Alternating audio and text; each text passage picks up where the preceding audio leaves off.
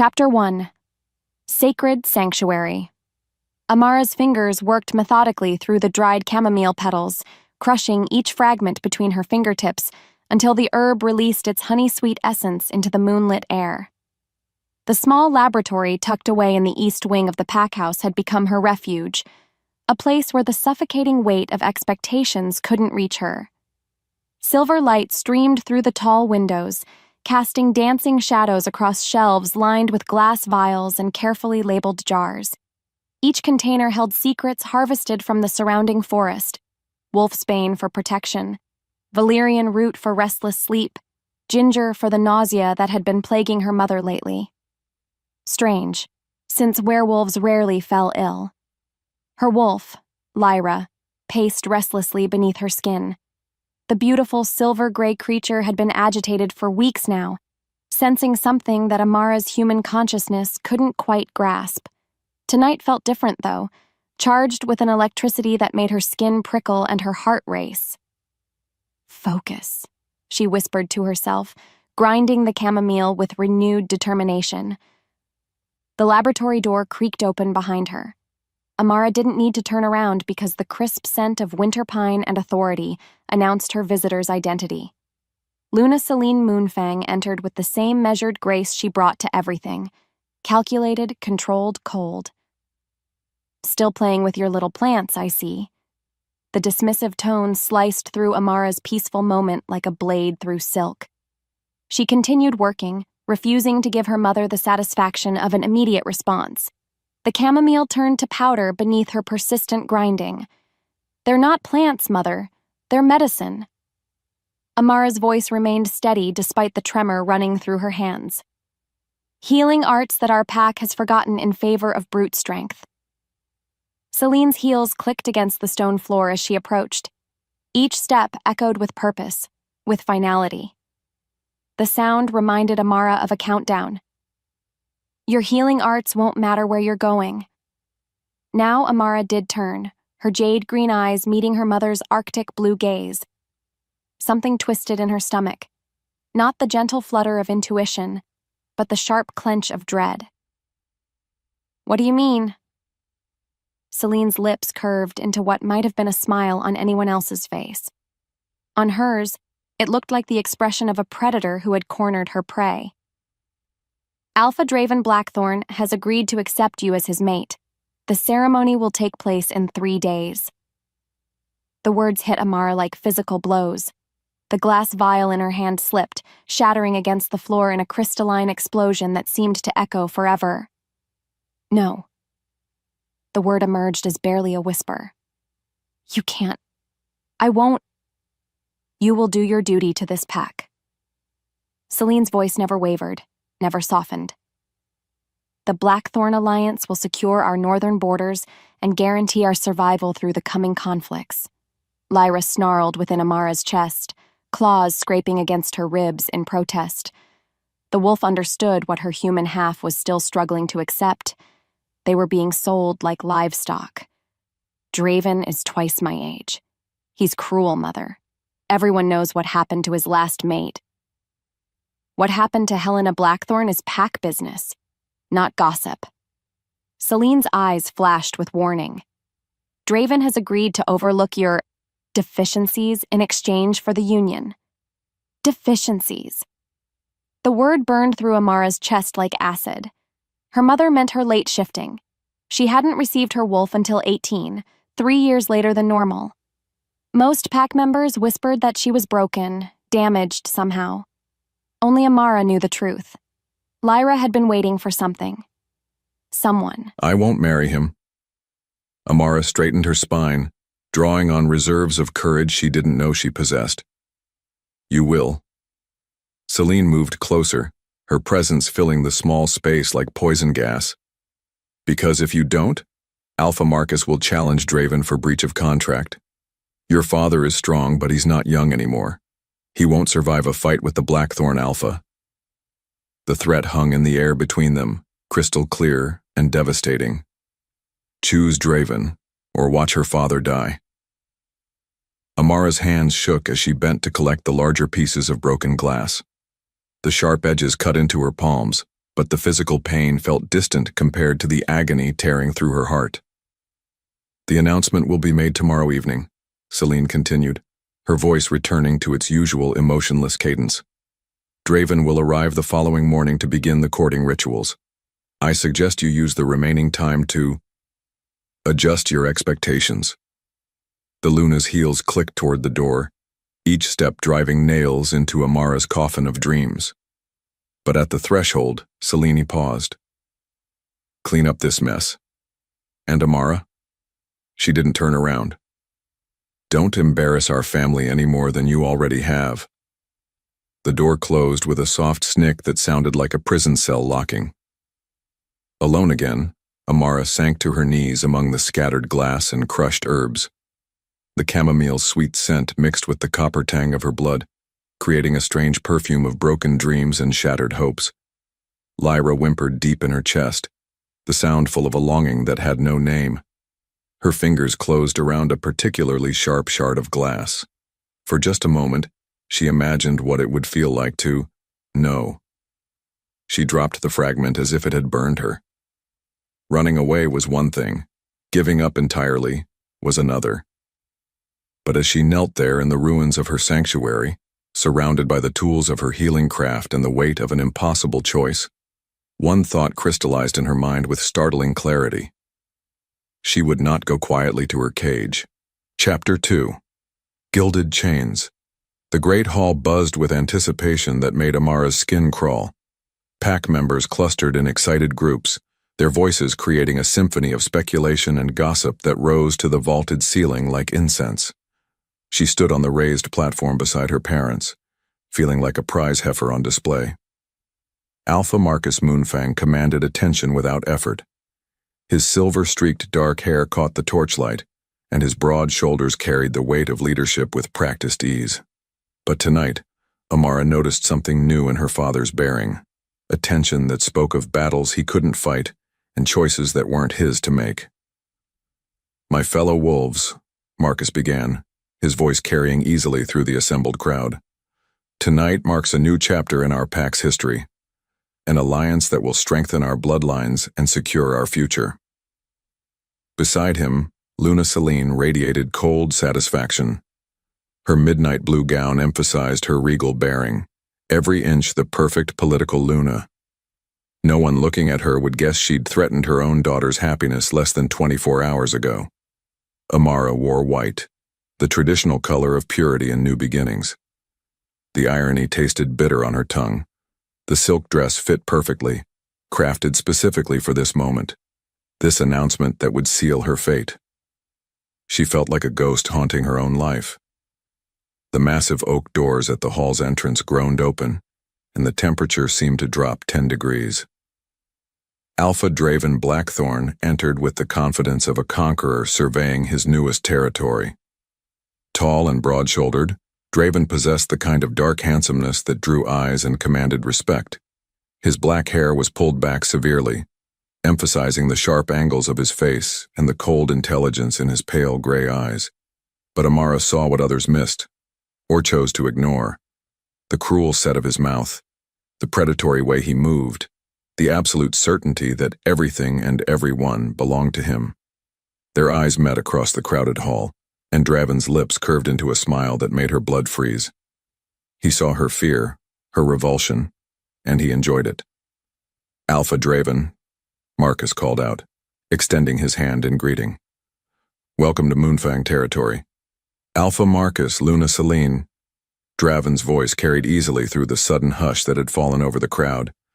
"And the lovely Amara." He approached the platform with measured steps, each one bringing him closer to her personal hell. When he reached the raised dais, he didn't take Marcus's offered hand. Instead, he moved directly to Amara. "My bride-to-be," he said, loud enough for the entire hall to hear, "even more beautiful than reported." Before she could react, his hand closed around her wrist. Not painful, but firm enough to communicate ownership. His touch felt wrong, cold where it should have been warm, possessive where it should have been gentle. Lyra recoiled so violently that Amara nearly stumbled. "The joining of our packs has been blessed by the moon goddess herself," Selene announced, her voice carrying clearly through the hall. The ceremony will take place in 2 days' time, uniting the Blackthorn and Moonfang bloodlines in an alliance that will endure for generations. Cheers erupted from the crowd, but they sounded distant and muffled to Amara's ears. The world had narrowed to the feeling of Draven's fingers around her wrist and the way his thumb traced over her pulse point. Claiming, marking, "I have brought gifts," Draven announced, gesturing to several pack members who carried ornate boxes, "to honor my future Luna and cement our alliance." The first box contained a necklace of black diamonds that caught the torchlight like captured starlight. Beautiful, expensive, and heavy as a collar. "For the Luna who will bear my heirs," Draven said, lifting the necklace with one hand while maintaining his grip on her wrist with the other. The crowd murmured appreciation, but Amara heard the underlying message clearly. Not gifts, purchases, payment for property acquired. He fastened the necklace around her throat with practiced efficiency, his fingers lingering at her nape in a touch that made her skin crawl. The diamonds felt cold against her skin, and their weight seemed to increase with each breath. "Beautiful," he murmured. But his eyes weren't on the jewelry. They were fixed on the rapid pulse beating at the base of her throat. "I can't wait to claim what's mine." The words were spoken softly, meant only for her ears, but they carried the force of a death sentence. Amara's vision blurred at the edges, and for a moment she thought she might faint. Only Lyra's sudden surge of protective fury kept her upright. Alpha Marcus stepped forward, his expression carefully neutral. "The alliance between our packs has been formalized through the ancient blood bond ritual. Our families are now joined in purpose and prosperity." Blood bond. Amara's head snapped toward her father. That was old magic, irreversible and binding across generations. Not just a marriage contract, but a mystical connection that would tie their packs together permanently.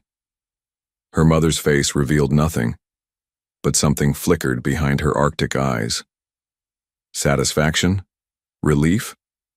Or something else entirely? "Tomorrow night, there will be a celebration feast," Selene announced. "All members of both packs are invited to honor the future Alpha pair." Draven finally released Amara's wrist, but not before his thumb pressed once more against her pulse. A promise. A threat. "I look forward to getting to know my bride better," he said, his voice carrying a meaning that made several pack members shift uncomfortably. The formal announcement concluded with more cheers and congratulations, but Amara felt disconnected from it all. She moved through the motions, accepting congratulations, smiling when expected, nodding at appropriate moments. But inside, Lyra paced like a caged animal, growling warnings that no one else could hear. As the crowd began to disperse, Draven leaned close enough that his breath stirred the hair by her ear. 2 days, little Luna. And then you'll learn what it truly means to belong to an alpha." The words sent ice through her veins, but she forced herself to meet his gaze steadily. "I look forward to it, Alpha Draven." The lie tasted like poison on her tongue, but it was necessary armor. Let him think her compliant. Let him believe his victory was complete.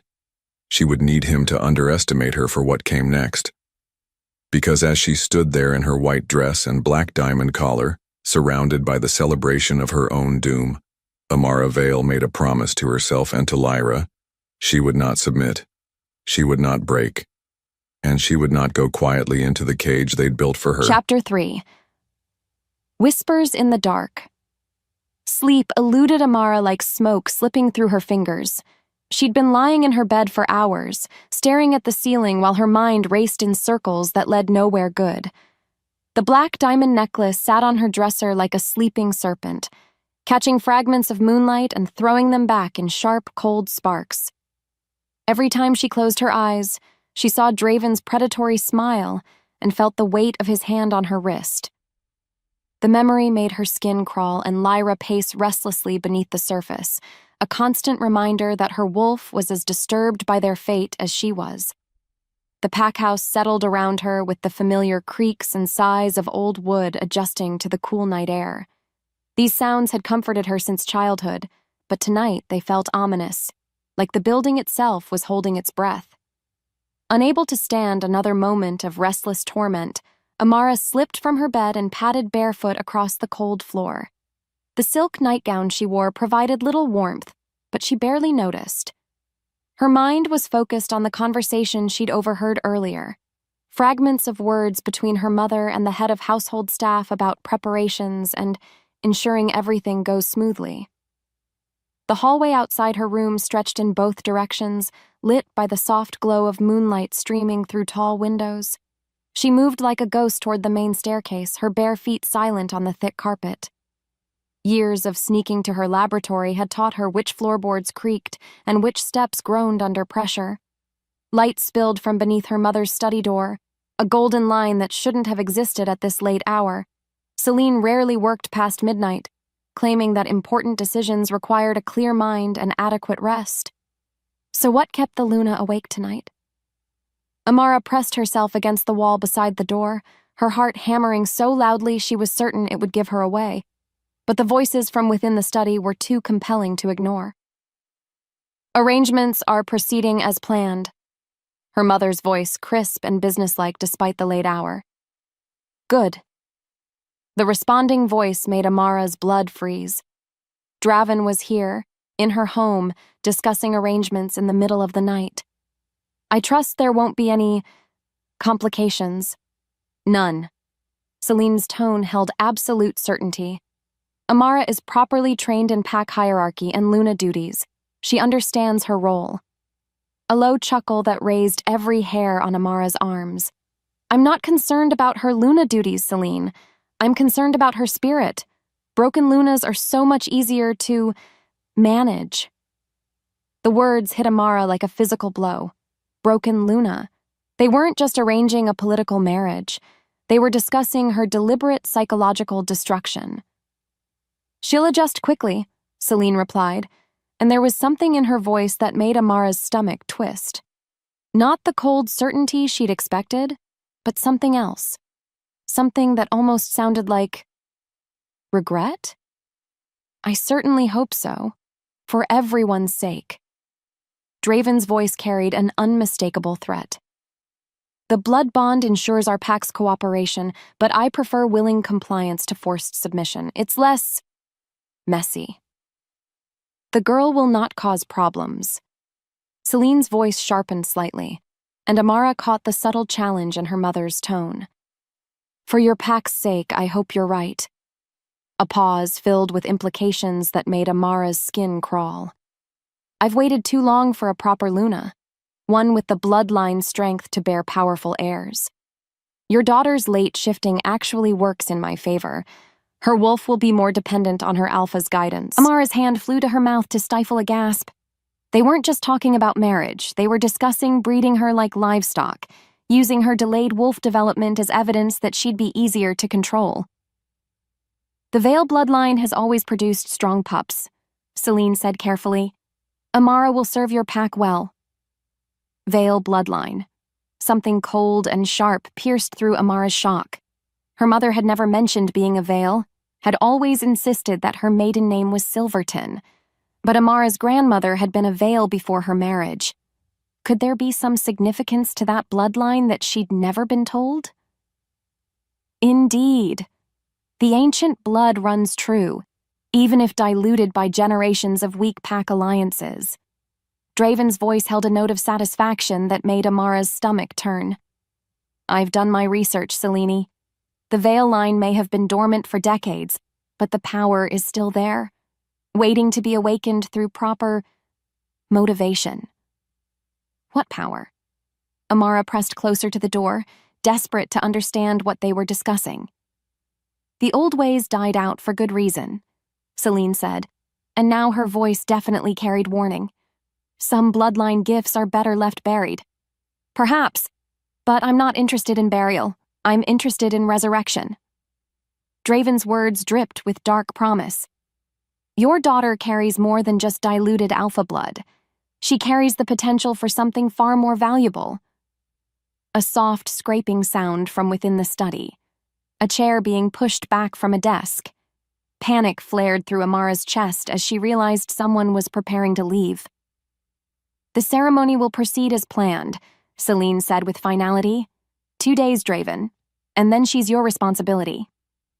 "My pleasure," came the silky response.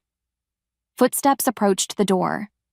Amara fled down the hallway as quietly as she could manage, her heart pounding and her mind reeling from what she'd overheard. She made it to the main staircase just as the study door opened behind her, golden light spilling into the corridor like a river of secrets. She didn't look back. Instead, she climbed the stairs to her room on trembling legs, each step carrying her further from the truth she'd stumbled upon and closer to a fate that was somehow even worse than she'd imagined. Back in her room, Amara sank onto her bed and stared at the black diamond necklace. The gems seemed to pulse with their own malevolent life, and she understood now that they weren't just symbols of ownership. They were shackles designed to hold something far more precious than her body. They were meant to contain whatever power flowed through her Veil bloodline. And in 2 days, Draven would claim not just her hand in marriage, but access to abilities she didn't even know she possessed. Unless she found a way to stop him first. Lyra stirred within her chest, no longer pacing but poised like a predator preparing to strike. Her wolf understood what her human mind was still struggling to accept. Running away wasn't just an option anymore, it was survival. Chapter 4. Shattered Bonds. Following the dark revelations that shattered her last illusions about family loyalty, Amara's world had narrowed to a single, desperate truth. Tonight was her last chance at freedom. The wedding dress hanging in her armoire seemed to mock her with its pristine beauty, a silk and pearl prison that would seal her fate come morning. She knelt beside her bed, fingers trembling as she wrapped the Veil's bane dagger in soft cloth.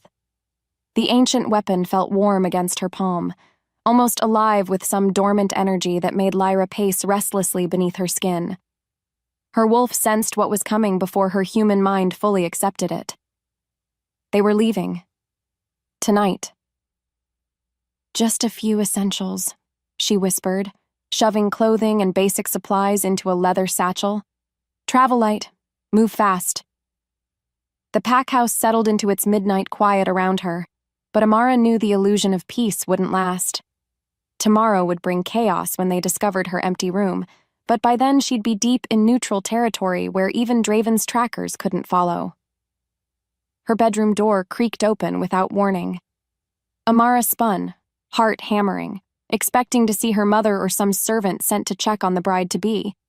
Instead, Draven Blackthorn stepped into her sanctuary like a shadow given flesh and malice.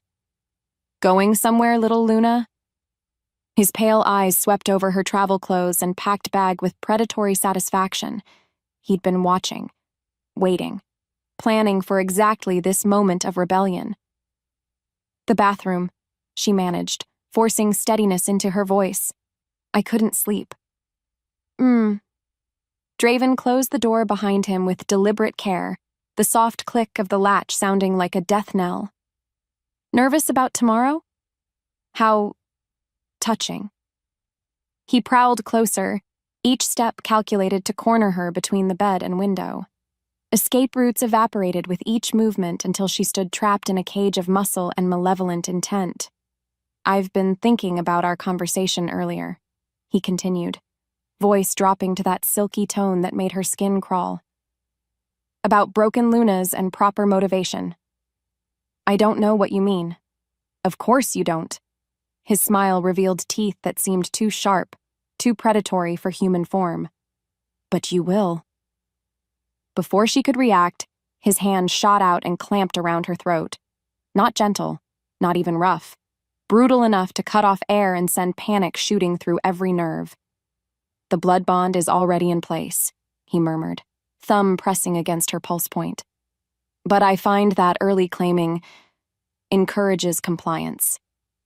Lyra snarled, demanding shift and fight and blood. But Amara's human form couldn't break an alpha's grip through strength alone. "Let me go." The words came out strangled, weak. "Never." Draven's free hand traced the line of her jaw with mock tenderness. "You belong to me now, mind, body, and soul. The sooner you accept that, the less unpleasant this has to be. His grip tightened. Black spots danced at the edges of her vision, but instead of the submission he expected, fury blazed through her chest like wildfire. She was not livestock to be claimed, not a possession to be broken. She was a veil. Power erupted from somewhere deep in her bloodline, ancient, primal, and absolutely lethal. The force hit Draven like a physical blow, sending him staggering backward with a roar of shock and pain. The marking attempt had failed spectacularly. Where his canines had tried to pierce her neck, strange symbols now glowed beneath her skin like molten silver. Not a mating mark. Something far older and infinitely more dangerous. "What are you?" he snarled, clutching his burned hand.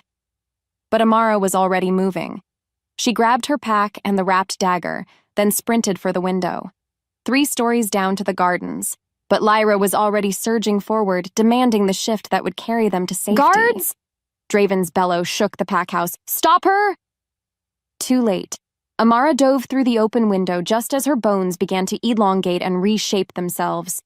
The transformation hit her mid-fall, painful, violent, but absolutely necessary. By the time she struck the soft earth below, 4 silver-gray paws absorbed the impact instead of fragile human bones. Lyra stretched powerful muscles and ran. Behind them, the pack house exploded into chaos. Lights blazed in windows. Voices shouted commands. But they were already disappearing into the forest, leaving behind everything they'd ever known for the uncertain promise of freedom. The failed marking burned like acid between her shoulder blades, but the pain only drove her faster. Whatever power had awakened in her bloodline tonight had bought them precious time. Now they just had to stay alive long enough to use it. Chapter 5. Into the Wild. After 3 days of relentless flight through territories that blurred together in an endless tapestry of green, Amara's wolf form finally began to falter. Lyra had pushed beyond normal endurance, driven by the scent of pursuit that never quite faded from their trail. Her paws bled from rough terrain. Her ribs showed through silver-gray fur. The small game she'd managed to catch barely sustained her metabolism, but stopping for proper hunting meant risking capture. Draven's trackers were persistent as bloodhounds. The forest around her now felt different, wilder, less marked by pack boundaries. Ancient pines reached toward a canopy so thick that only fragments of sunlight penetrated to the forest floor. This was neutral ground, where rogue wolves carved out desperate existences beyond the protection of organized packs.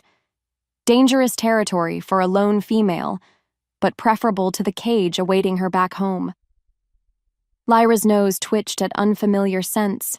Multiple wolves had passed through this area recently, their territorial markings sharp with aggression and hunger. Not the organized patrol patterns of established packs, but the chaotic wanderings of rogues seeking easy prey. Her exhausted state made her vulnerable. She needed shelter, food, and rest. But first, she needed to... The attack came without warning. 4 wolves burst from the undergrowth like shadows given teeth and claws, larger than her, scarred from countless fights, males seeking to claim or destroy anything that wandered into their territory. Lyra spun to face the largest attacker, but her weakened state betrayed her. Claws raked across her ribs, sending bright pain shooting through her system. Blood matted her silver fur. She fought anyway, because surrender meant death or worse. The veil's bane, wrapped carefully and strapped to her back, bounced with each desperate movement. But her wolf form couldn't access the weapon that might save her.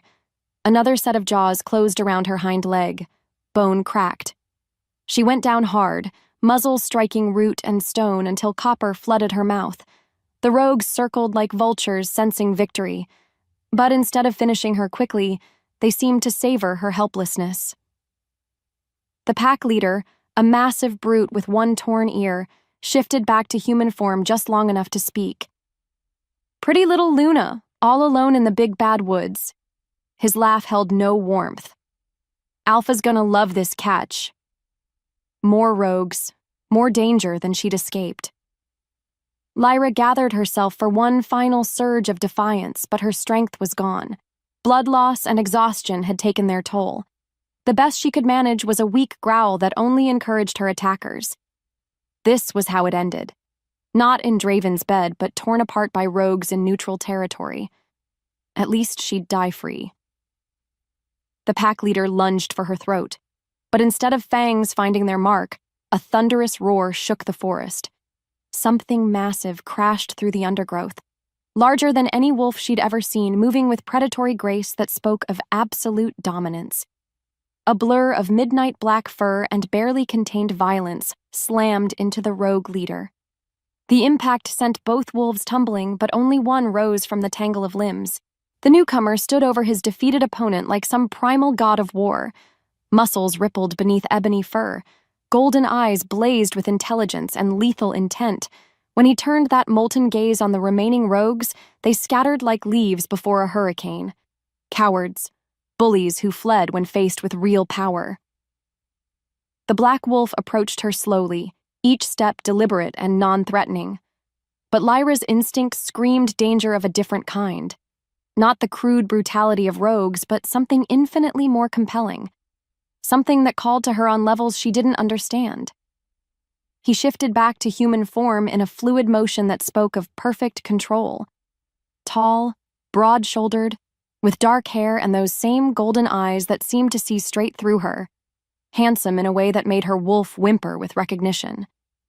"Easy, little wolf," he murmured, voice like warm honey over gravel. "You're safe now." Safe.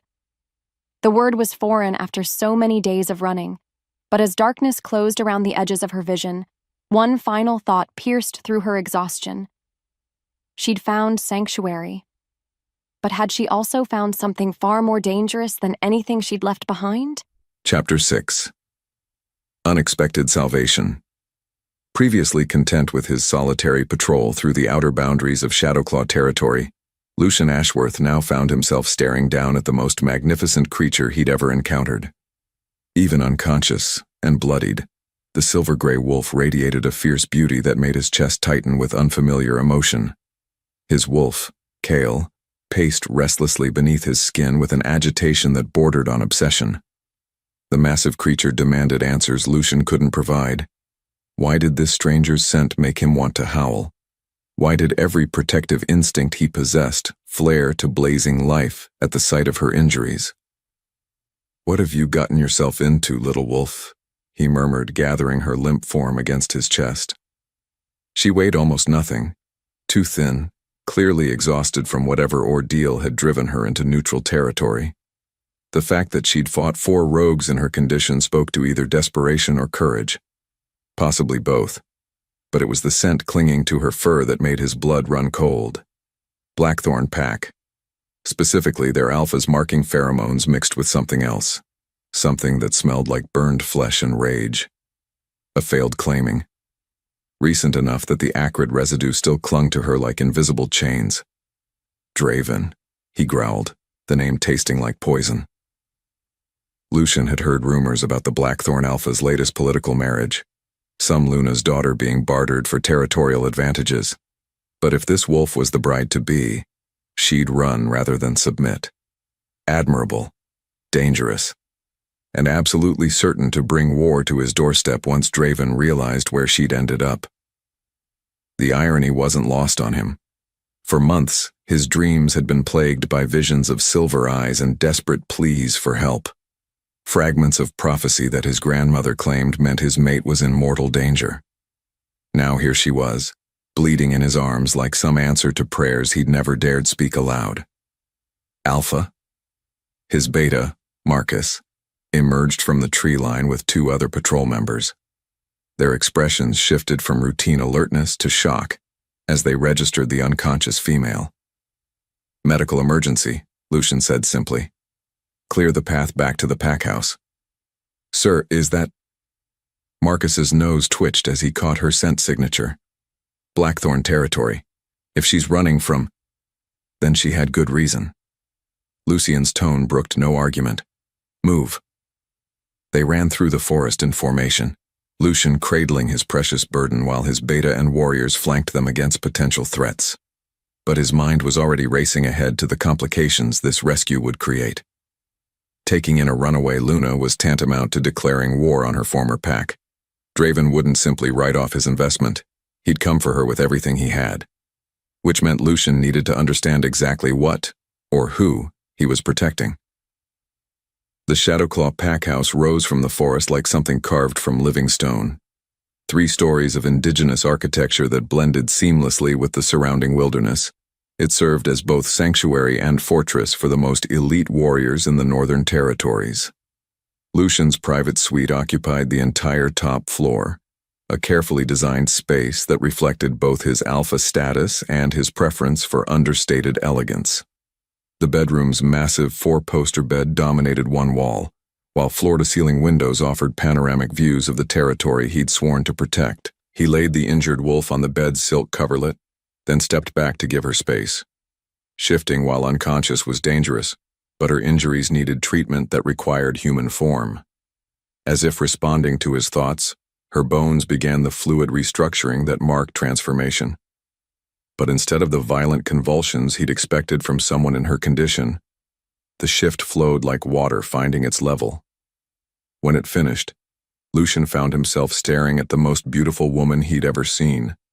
Delicate features that spoke of aristocratic breeding, skin like pale gold silk, hair the color of moonlight spilling across his pillows, and when her eyes fluttered open, green. Not silver as his dreams had suggested, but the deep jade of ancient forests. "Where?" she whispered, voice hoarse with exhaustion.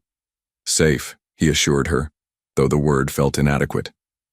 "You're in Shadowclaw territory. I'm Alpha Lucian Ashworth."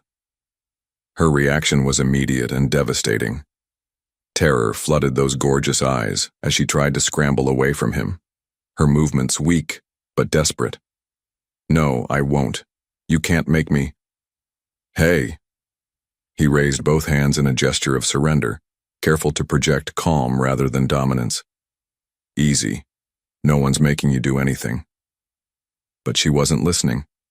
Panic had taken hold, and she clearly saw him as just another threat to be escaped, until their eyes met, really met. The connection hit like lightning, sudden, violent, and absolutely undeniable.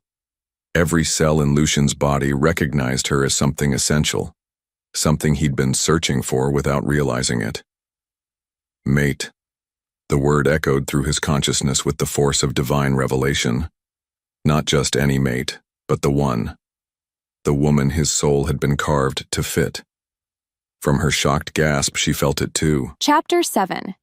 Following the violent awakening of powers she never knew existed, Amara found herself swimming up through layers of darkness toward consciousness. Her body felt like it had been torn apart and reassembled by someone who'd forgotten the original blueprint. Every muscle ached, every bone throbbed with deep-seated pain that spoke of transformation and trauma. But underneath the physical agony lay something else.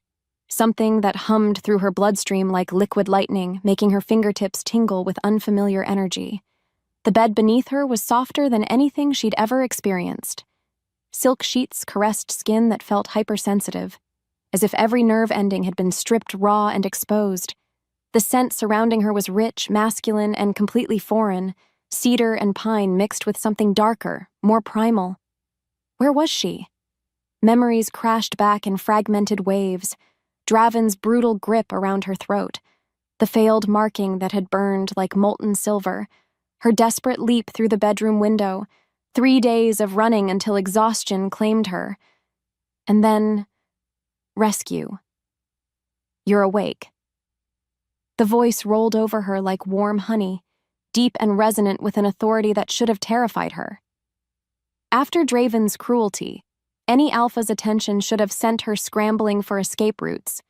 Instead, something inside her chest, something that felt suspiciously like Lyra, practically purred with contentment. Amara forced her eyes open, immediately regretting the decision as golden afternoon light stabbed through her skull. But once her vision adjusted, she found herself staring into the most beautiful face she'd ever seen. Golden eyes. Not the pale, predatory gray of Draven's gaze, but warm amber that seemed to see straight through to her soul. Dark hair that looked like he'd been running his fingers through it. Strong jaw shadowed with stubble that made her wonder, stop it. She couldn't afford to be attracted to another alpha, especially not when she was lying helpless in his bed. Where am I? Her voice came out as barely a whisper, throat raw from screaming during her escape. Shadow Claw territory, he replied, settling into a chair beside the bed with fluid grace. You've been unconscious for 2 days. 2 days? Panic flared through her chest. Draven, he'll be looking. Let him look. The casual dismissal in his tone made her blink in surprise. No fear, no concern about facing the Blackthorn Alpha's wrath, just confidence. Who was this man? I'm Lucian Ashworth, he continued, as if reading her thoughts. Alpha of the Shadowclaw Pack. And you are... The way he asked suggested he already knew the answer. But there was something in his expression, a careful neutrality that felt like he was giving her the choice to reveal herself rather than demanding information. Amara. She didn't offer her pack name. Couldn't, because technically, she didn't have one anymore. Running from an arranged mating was tantamount to pack exile. Amara? He repeated her name like he was tasting something precious. Beautiful name for a beautiful wolf. Heat flooded her cheeks. When was the last time someone had called her beautiful without making it sound like an inventory of assets? You saw me shift, among other things. His gaze dropped to her neck where she could feel strange markings still tingling beneath the surface. What happened to you, Amara? Who tried to mark you against your will? The gentleness in his voice nearly undid her. After weeks of being treated like livestock to be traded, his basic human decency felt like a miracle. It doesn't matter, she whispered, pulling the sheets higher to hide the evidence of her ordeal. I'm no one's concern now. You're wrong about that. Something in his tone made her look up sharply. He was watching her with an intensity that should have been frightening, but somehow felt protective. The moment I found you bleeding in my territory, you became my concern, he continued. The question is, what do you want to do about the alpha who hurt you? Nothing. The word came out sharper than intended. I just want to be left alone. Lucian nodded slowly, but she caught the flash of something dangerous in those golden eyes. Understandable. But leaving you alone might not be an option. What do you mean? Instead of answering directly, he stood and moved to the window. The afternoon light caught the powerful lines of his shoulders, the confident set of his spine. Everything about him screamed alpha dominance, but somehow it didn't feel oppressive. Tell me about the markings, he said quietly. Amara's hand flew to her neck. What markings? The ones that glow when you're agitated, the ones that match the symbols carved into that dagger you were carrying. Her blood turned to ice, the veil's bane. In her panic to escape, she'd forgotten about the ancient weapon. Where is it? Safe. He turned back to face her, expression unreadable. Along with the journal pages wrapped around it. Very interesting reading, by the way. You had no right... I had every right to ensure you weren't carrying anything that posed a threat to my pack. His voice hardened slightly, reminding her that beneath the gentleness lay absolute authority. But after reading your grandfather's notes, I understand why you ran. The room felt like it was spinning. You know about the Veil bloodline? I know that you're far more than just a runaway Luna. Lucian moved closer to the bed, his presence both comforting and overwhelming. I know that what awakened in you 2 nights ago is just the beginning. And I know that Draven will tear apart half the continent to get you back. Not because he loves you, but because of what you represent. Which is? Power. The word hung between them like a loaded weapon. Ancient power that could reshape the balance between packs, the kind of power that men like Draven would kill for. Amara felt the blood drain from her face. I don't want power, I just want freedom. I know. His voice gentled again. But sometimes what we want and what we get are two very different things. Before she could respond, a sharp knock interrupted their conversation. Lucian's entire posture shifted, becoming alert and predatory in the space of a heartbeat. Alpha? The voice from beyond the door carried urgency.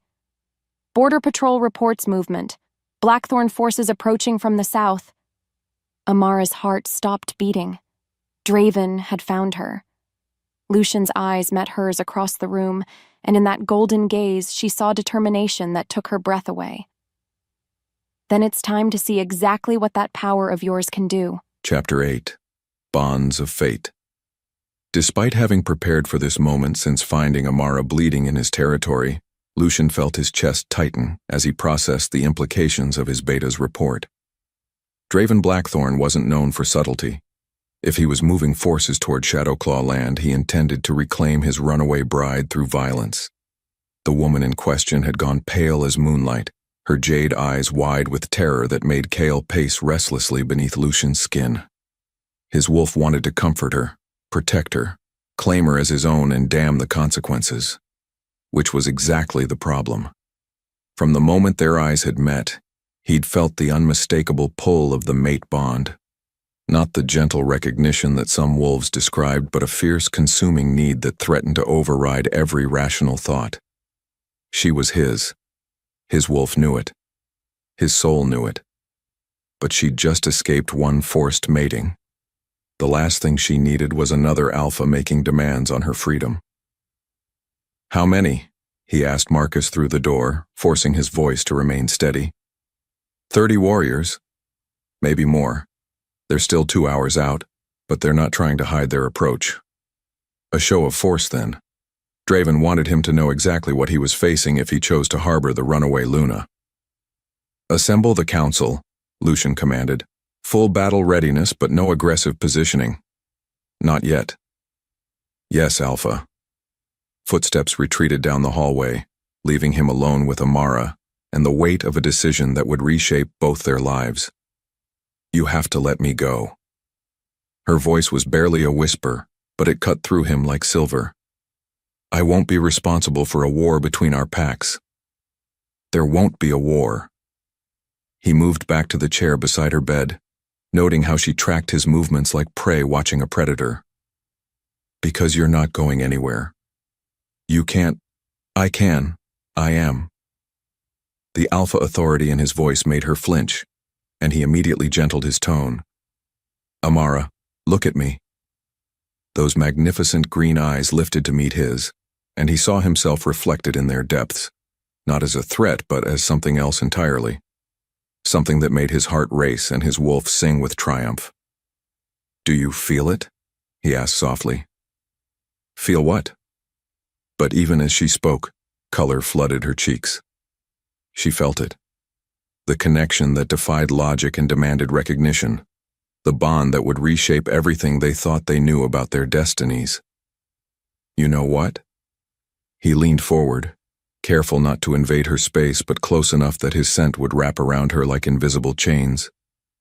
Tell me you don't feel the pull.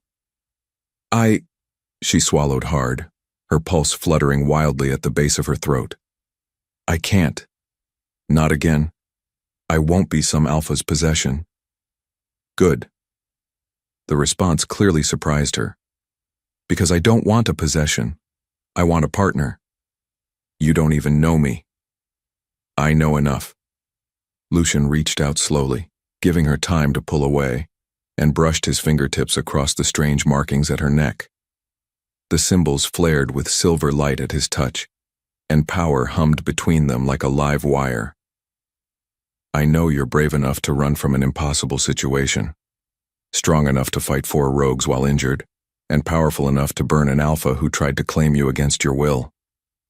The markings pulsed brighter, responding to his proximity in ways that made his wolf practically howl with satisfaction. I know you carry the blood of an ancient line, he continued, his thumb tracing the delicate curve of her jaw.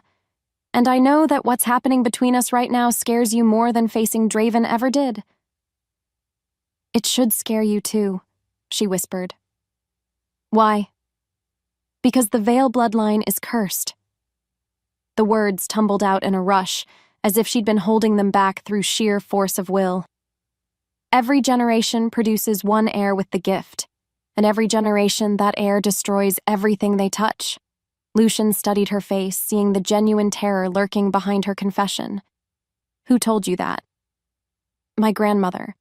Before she died, she made me promise never to awaken the power. Said it was better to be weak than to be a weapon. And yet you awakened it anyway. I didn't have a choice.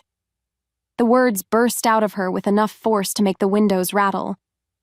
Draven was going to break me. I felt the power rising and I couldn't stop it. Good. He caught her chin gently, forcing her to meet his gaze. Because from where I'm sitting, that power saved your life. Probably saved mine too. You don't understand. I understand that you've been told lies your entire life. His voice hardened with conviction. I understand that your family was so afraid of your potential that they tried to arrange a mating designed to suppress it. And I understand that you're sitting here believing you're cursed when what you really are is extraordinary. Tears gathered in her eyes, making them shimmer like jewels. You don't know what you're saying. Don't I? Lucian stood and walked to an ornate cabinet across the room. From within, he withdrew a leather-bound journal that looked older than the pack house itself. This belonged to my grandmother. She was what humans call a seer, gifted with prophetic dreams. He returned to her side and opened the journal to a page marked with faded ribbon. She started having dreams about you 3 months ago. Dreams of silver light and ancient power. Dreams of a woman who would change everything. Amara stared at the page covered in his grandmother's spidery handwriting. Even upside down, she could make out words like mate and destiny and salvation. She told me my mate would come to me wounded and afraid. Lucian continued softly. She told me she would carry power that others would try to steal or destroy.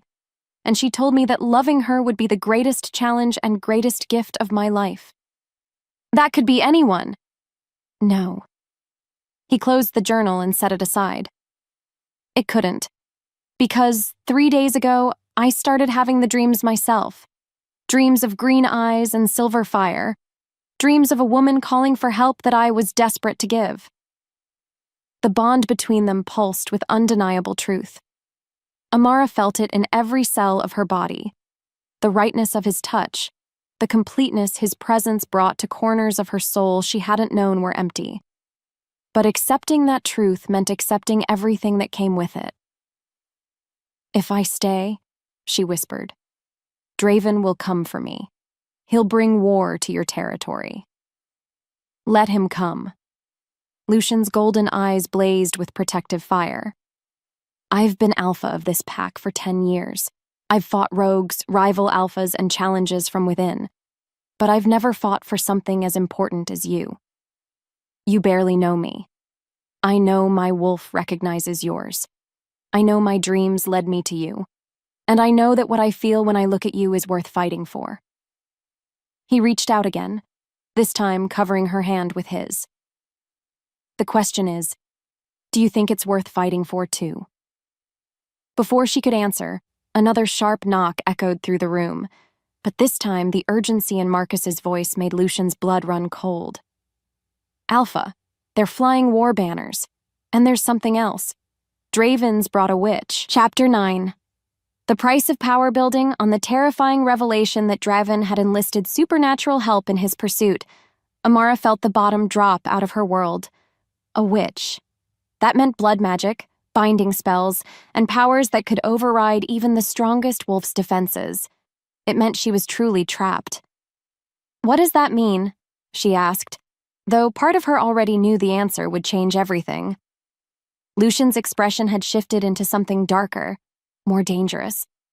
The protective alpha who'd been offering her sanctuary was being replaced by a warrior calculating odds and strategies. It means he's not just here to negotiate, he said grimly.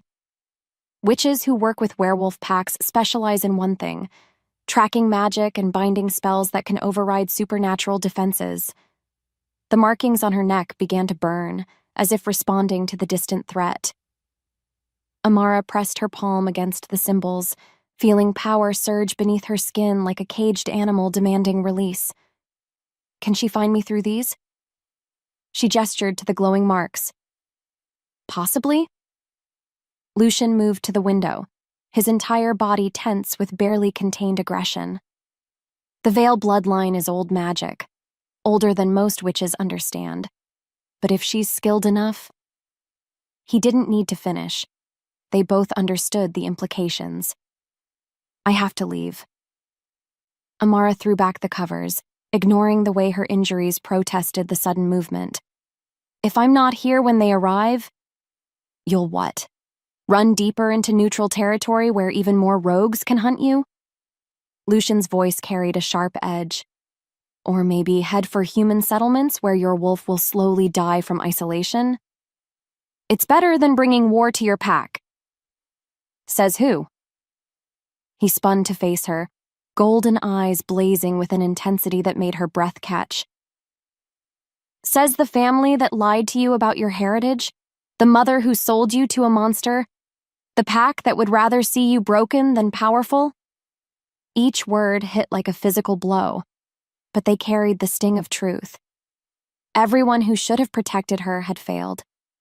Everyone who claimed to love her had betrayed that love for political convenience. I don't know how to be powerful, she whispered. I don't know how to control what's happening to me. Then learn. Lucian approached slowly, his movements careful and non-threatening despite the authority radiating from every line of his body. Stay. Fight. Let me help you discover what you're truly capable of. And if I hurt someone, if the power consumes me like my grandmother warned, then we'll face that together. He reached out, fingertips barely grazing her cheek in a touch so gentle it made her heart ache. But I won't let you face it alone. The mate bond hummed between them, stronger now with each moment of contact. Amara could feel his wolf calling to hers, offering protection and partnership in equal measure. For the first time since childhood, she wasn't alone. But before she could respond, the sound of approaching hoofbeats echoed through the valley below. They were out of time. Stay here, Lucian commanded. But there was something almost pleading in his tone. Let me handle this. No. The word surprised them both with its firmness. If this is about me, then I should face it. Amara, you said you wanted a partner, not a possession. She stood on shaking legs, drawing on reserves of strength she didn't know she possessed. Partners face things together. Pride flickered across his features, followed immediately by concern. You're still healing. Your power is unstable. If something goes wrong, then I'll deal with it. She moved to the window, looking down at the approaching party. Even from this distance, she could see Draven's familiar silhouette leading the charge. But I won't hide while good people suffer for my choices. Lucian studied her for a long moment, and she could practically see him weighing options. Finally, he nodded. Together, then. But you follow my lead until we understand what we're dealing with. Agreed. He moved to a wardrobe and withdrew clothing clearly meant for her. Simple but well-made garments that would allow for easy movement. Marcus thought you might need these. Amara accepted the clothes gratefully, though she couldn't help but wonder how his beta had known her size. Another question for later when they weren't facing an imminent confrontation. Turn around, she said. I've already seen. Turn around.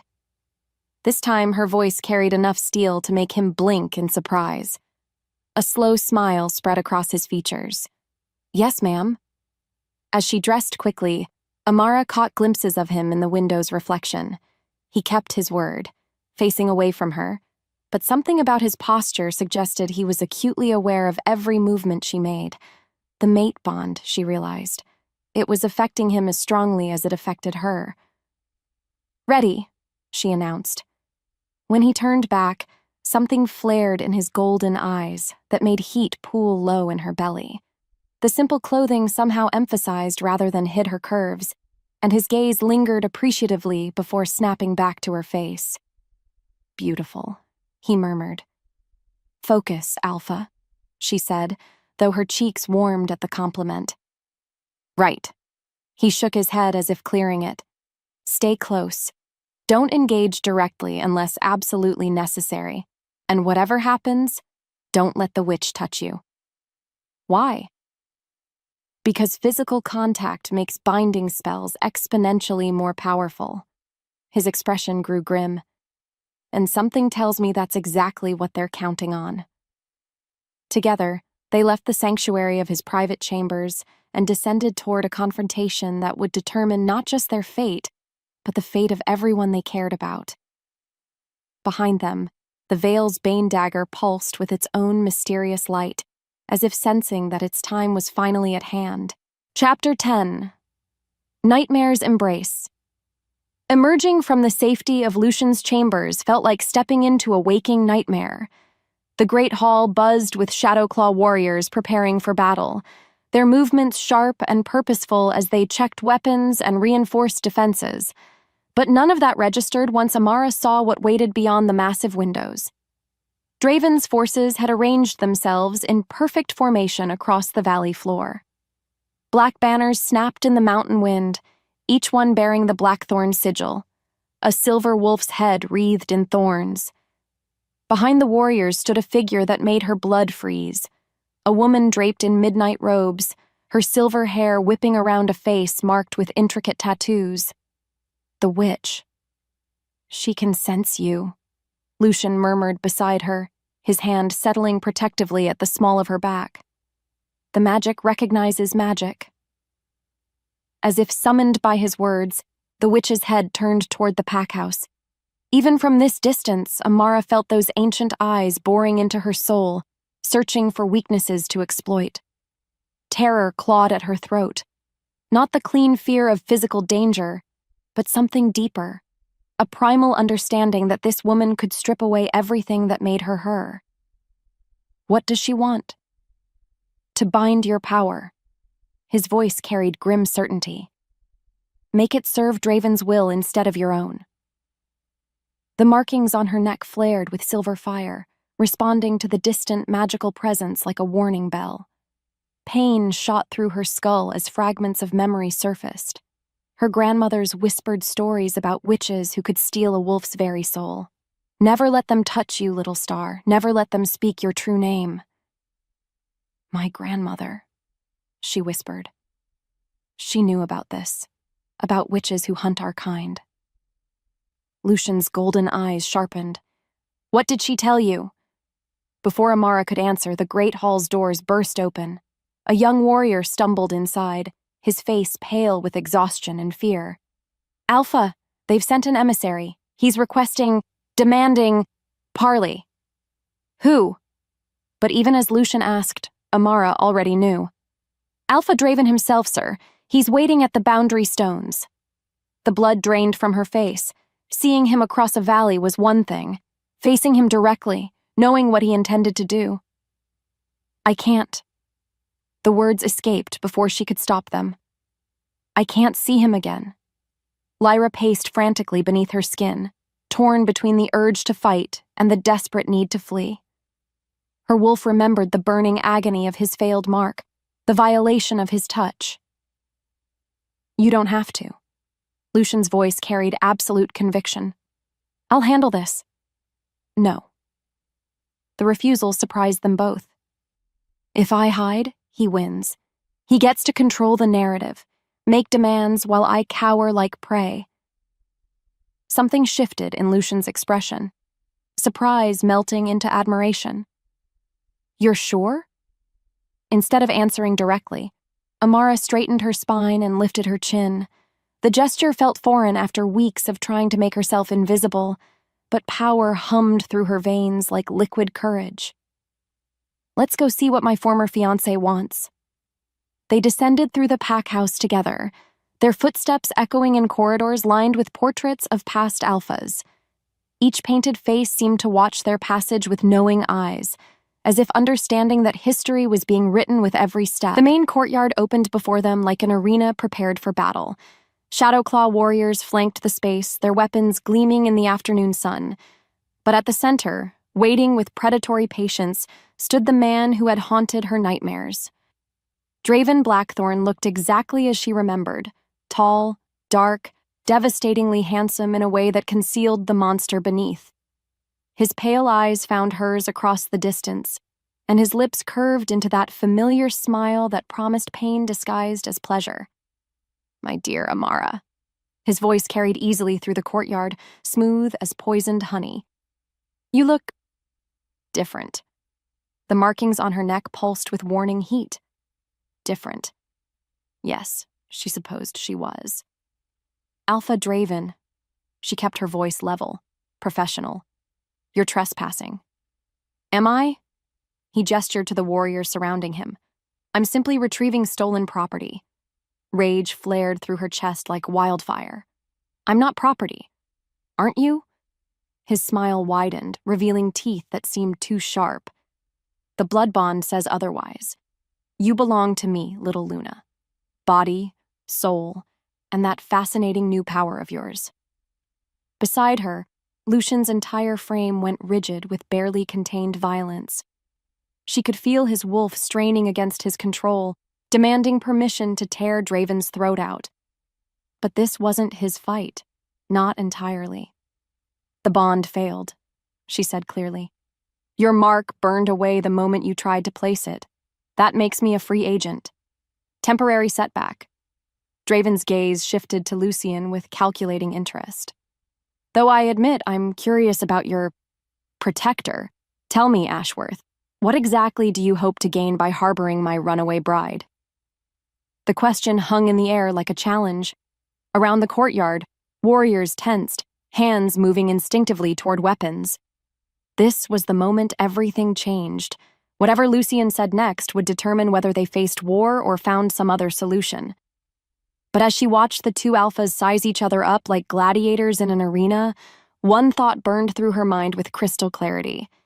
She was done being something men fought over. Chapter 11. Lines drawn. Confronting the alpha who had tried to break his mate required every ounce of control Lucian possessed. Kyle paced beneath his skin like a caged predator, demanding blood and violence to answer the insult of another male's claim. But this was about more than territorial disputes or wounded pride. This was about Amara's freedom and her right to choose her own destiny. "What I hope to gain." Lucian kept his voice level, professional. "The satisfaction of protecting someone who asked for sanctuary." Draven's laugh held no warmth. "Sanctuary, how noble. But we both know what she really represents, don't we?" Those pale eyes glittered with malicious knowledge. He knew about the Vale bloodline, about the power that had awakened when Amara's life was threatened. "I know she's under my protection," Lucian replied carefully. "That's all that matters." "Is it?" Draven stepped closer, his movements fluid and predatory. "Tell me, have you felt it yet? The pull of that ancient magic? The way it calls to your wolf like a siren's song?" Heat flared through the mate bond, not passion, but warning. Amara was growing agitated, her power responding to the subtle threat in Draven's words. "I don't know what you're talking about." "Of course you don't." Draven's smile turned pitying. "You think this is about love, about fate and destiny and all those romantic notions that make weaklings of strong men. But the Vale bloodline doesn't choose mates. It chooses tools." The words hit like physical blows, but Lucian forced himself to remain steady. He'd read the journal entries. He knew the history of Amara's family line. But he also knew what he felt when he looked at her, and it had nothing to do with her magical heritage. "You're wrong." "Am I?" Draven gestured toward Amara with mocking courtesy. "Ask her, Ashworth. Ask her what really awakened her power. Was it love? Or was it the desperate need for a weapon strong enough to kill me?" The accusation hung in the air like poison gas. Around the courtyard, Shadowclaw warriors shifted uneasily, their confidence shaken by the implications. But it was Amara who broke the silence. "Both," she said clearly. Every head turned toward her. She stood straighter now, silver light beginning to emanate from the markings on her throat. When she spoke again, her voice carried power that made the very air shimmer. "My power awakened because I refused to be broken, because I found someone worth fighting for, and because sometimes, Draven," her green eyes blazed with inner fire. "The universe provides exactly the weapon needed to destroy monsters." The words sent electricity crackling through the courtyard. Warriors on both sides tensed, sensing the buildup of supernatural energy that preceded violence. But Draven only smiled wider. "There she is," he murmured with satisfaction. "The real Amara Vale. Not the frightened little girl who ran from her wedding, but the weapon her bloodline was meant to forge." He raised one hand and the witch emerged from behind his warriors like a shadow given form. Up close, she was even more terrifying, ancient beyond measure, with eyes that held the weight of countless dark rituals. "Seraphina," Draven said conversationally, "I believe it's time for our demonstration." The witch raised her hands, and power rolled off her in suffocating waves. Not the clean silver fire of Amara's awakening, but something darker, older, hungrier. "Stop." Amara's voice cracked like a whip. "This is between us, Draven. Leave the magic out of it." "Oh, my dear child." The witch spoke for the first time, her voice like autumn leaves rustling over graves. "Magic is never separate from anything. It's the foundation upon which all power rests." She began to chant in a language that predated human civilization. The air grew thick, oppressive, making it difficult to breathe. Around the courtyard, several younger warriors stumbled, overwhelmed by the magical pressure. But Amara didn't stumble. Instead, she stepped forward, silver light blazing from her markings like armor made of moonbeams. "You want to see what the Vale bloodline can do?" Her voice carried harmonics that resonated in Lucian's bones. "Let me show you." The power that erupted from her was nothing like the defensive burst that had burned Draven during his marking attempt. This was controlled, focused, devastatingly precise. The witch's chanting cut off abruptly as silver fire wrapped around her like chains. Her eyes widened with shock and what might have been fear. "Impossible," she breathed. "No untrained bloodline heir should be able to." "I've had excellent motivation to learn quickly." Amara's smile held all the warmth of winter moonlight. "Now get off my Alpha's land before I decide to demonstrate what else I can do." My Alpha. The possessive claim sent triumph roaring through Lucian's chest. She'd chosen. Not just sanctuary, not just protection, but him. Partnership. Equals standing together against a common threat. Draven's expression had shifted from confident satisfaction to barely contained rage. "This isn't over, little Luna. The blood bond still ties our packs together. You can't run from that." "Watch me," Amara replied. But as the Blackthorn forces began their withdrawal, Lucian caught the calculating look that passed between Draven and his witch. They weren't retreating, they were regrouping.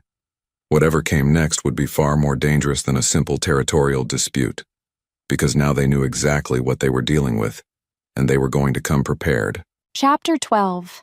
Bonds of Silver and Soul. Following the confrontation that left her drained but oddly exhilarated, Amara found herself back in Lucian's chambers as night settled over the valley.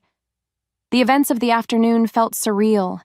Had she really stood toe-to-toe with a centuries-old witch and emerged victorious?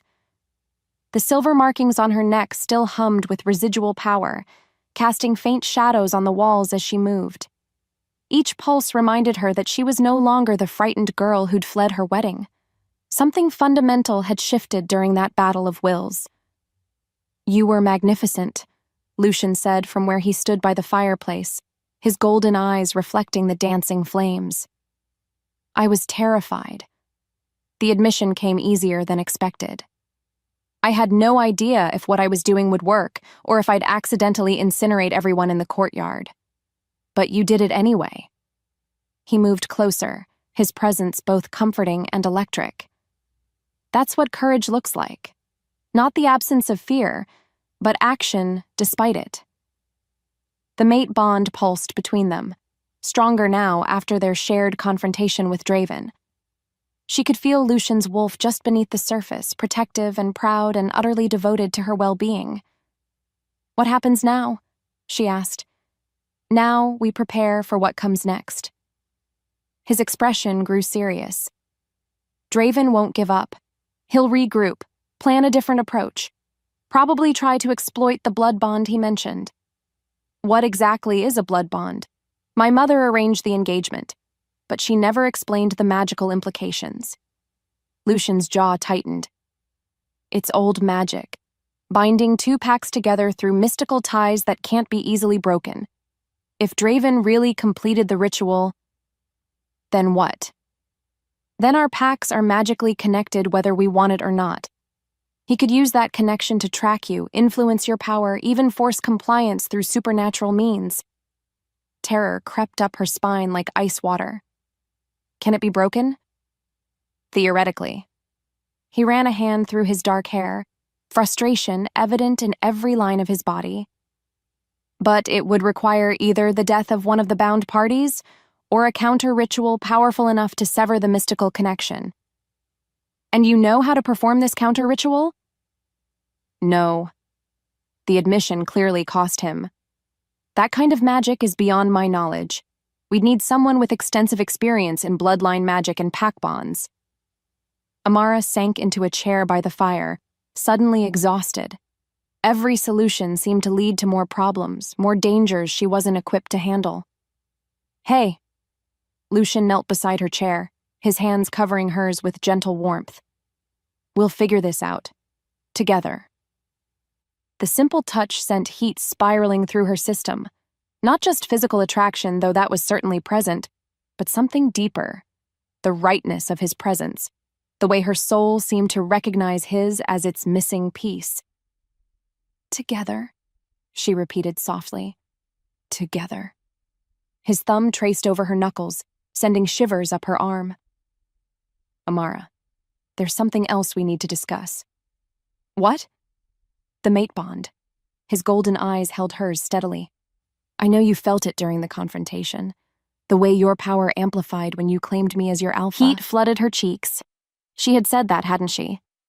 My alpha. The possessive claim had felt as natural as breathing. "I didn't mean to presume." "You didn't presume anything." His voice dropped to that low rumble that made her wolf purr. "You stated a truth we've both been dancing around since the moment we met.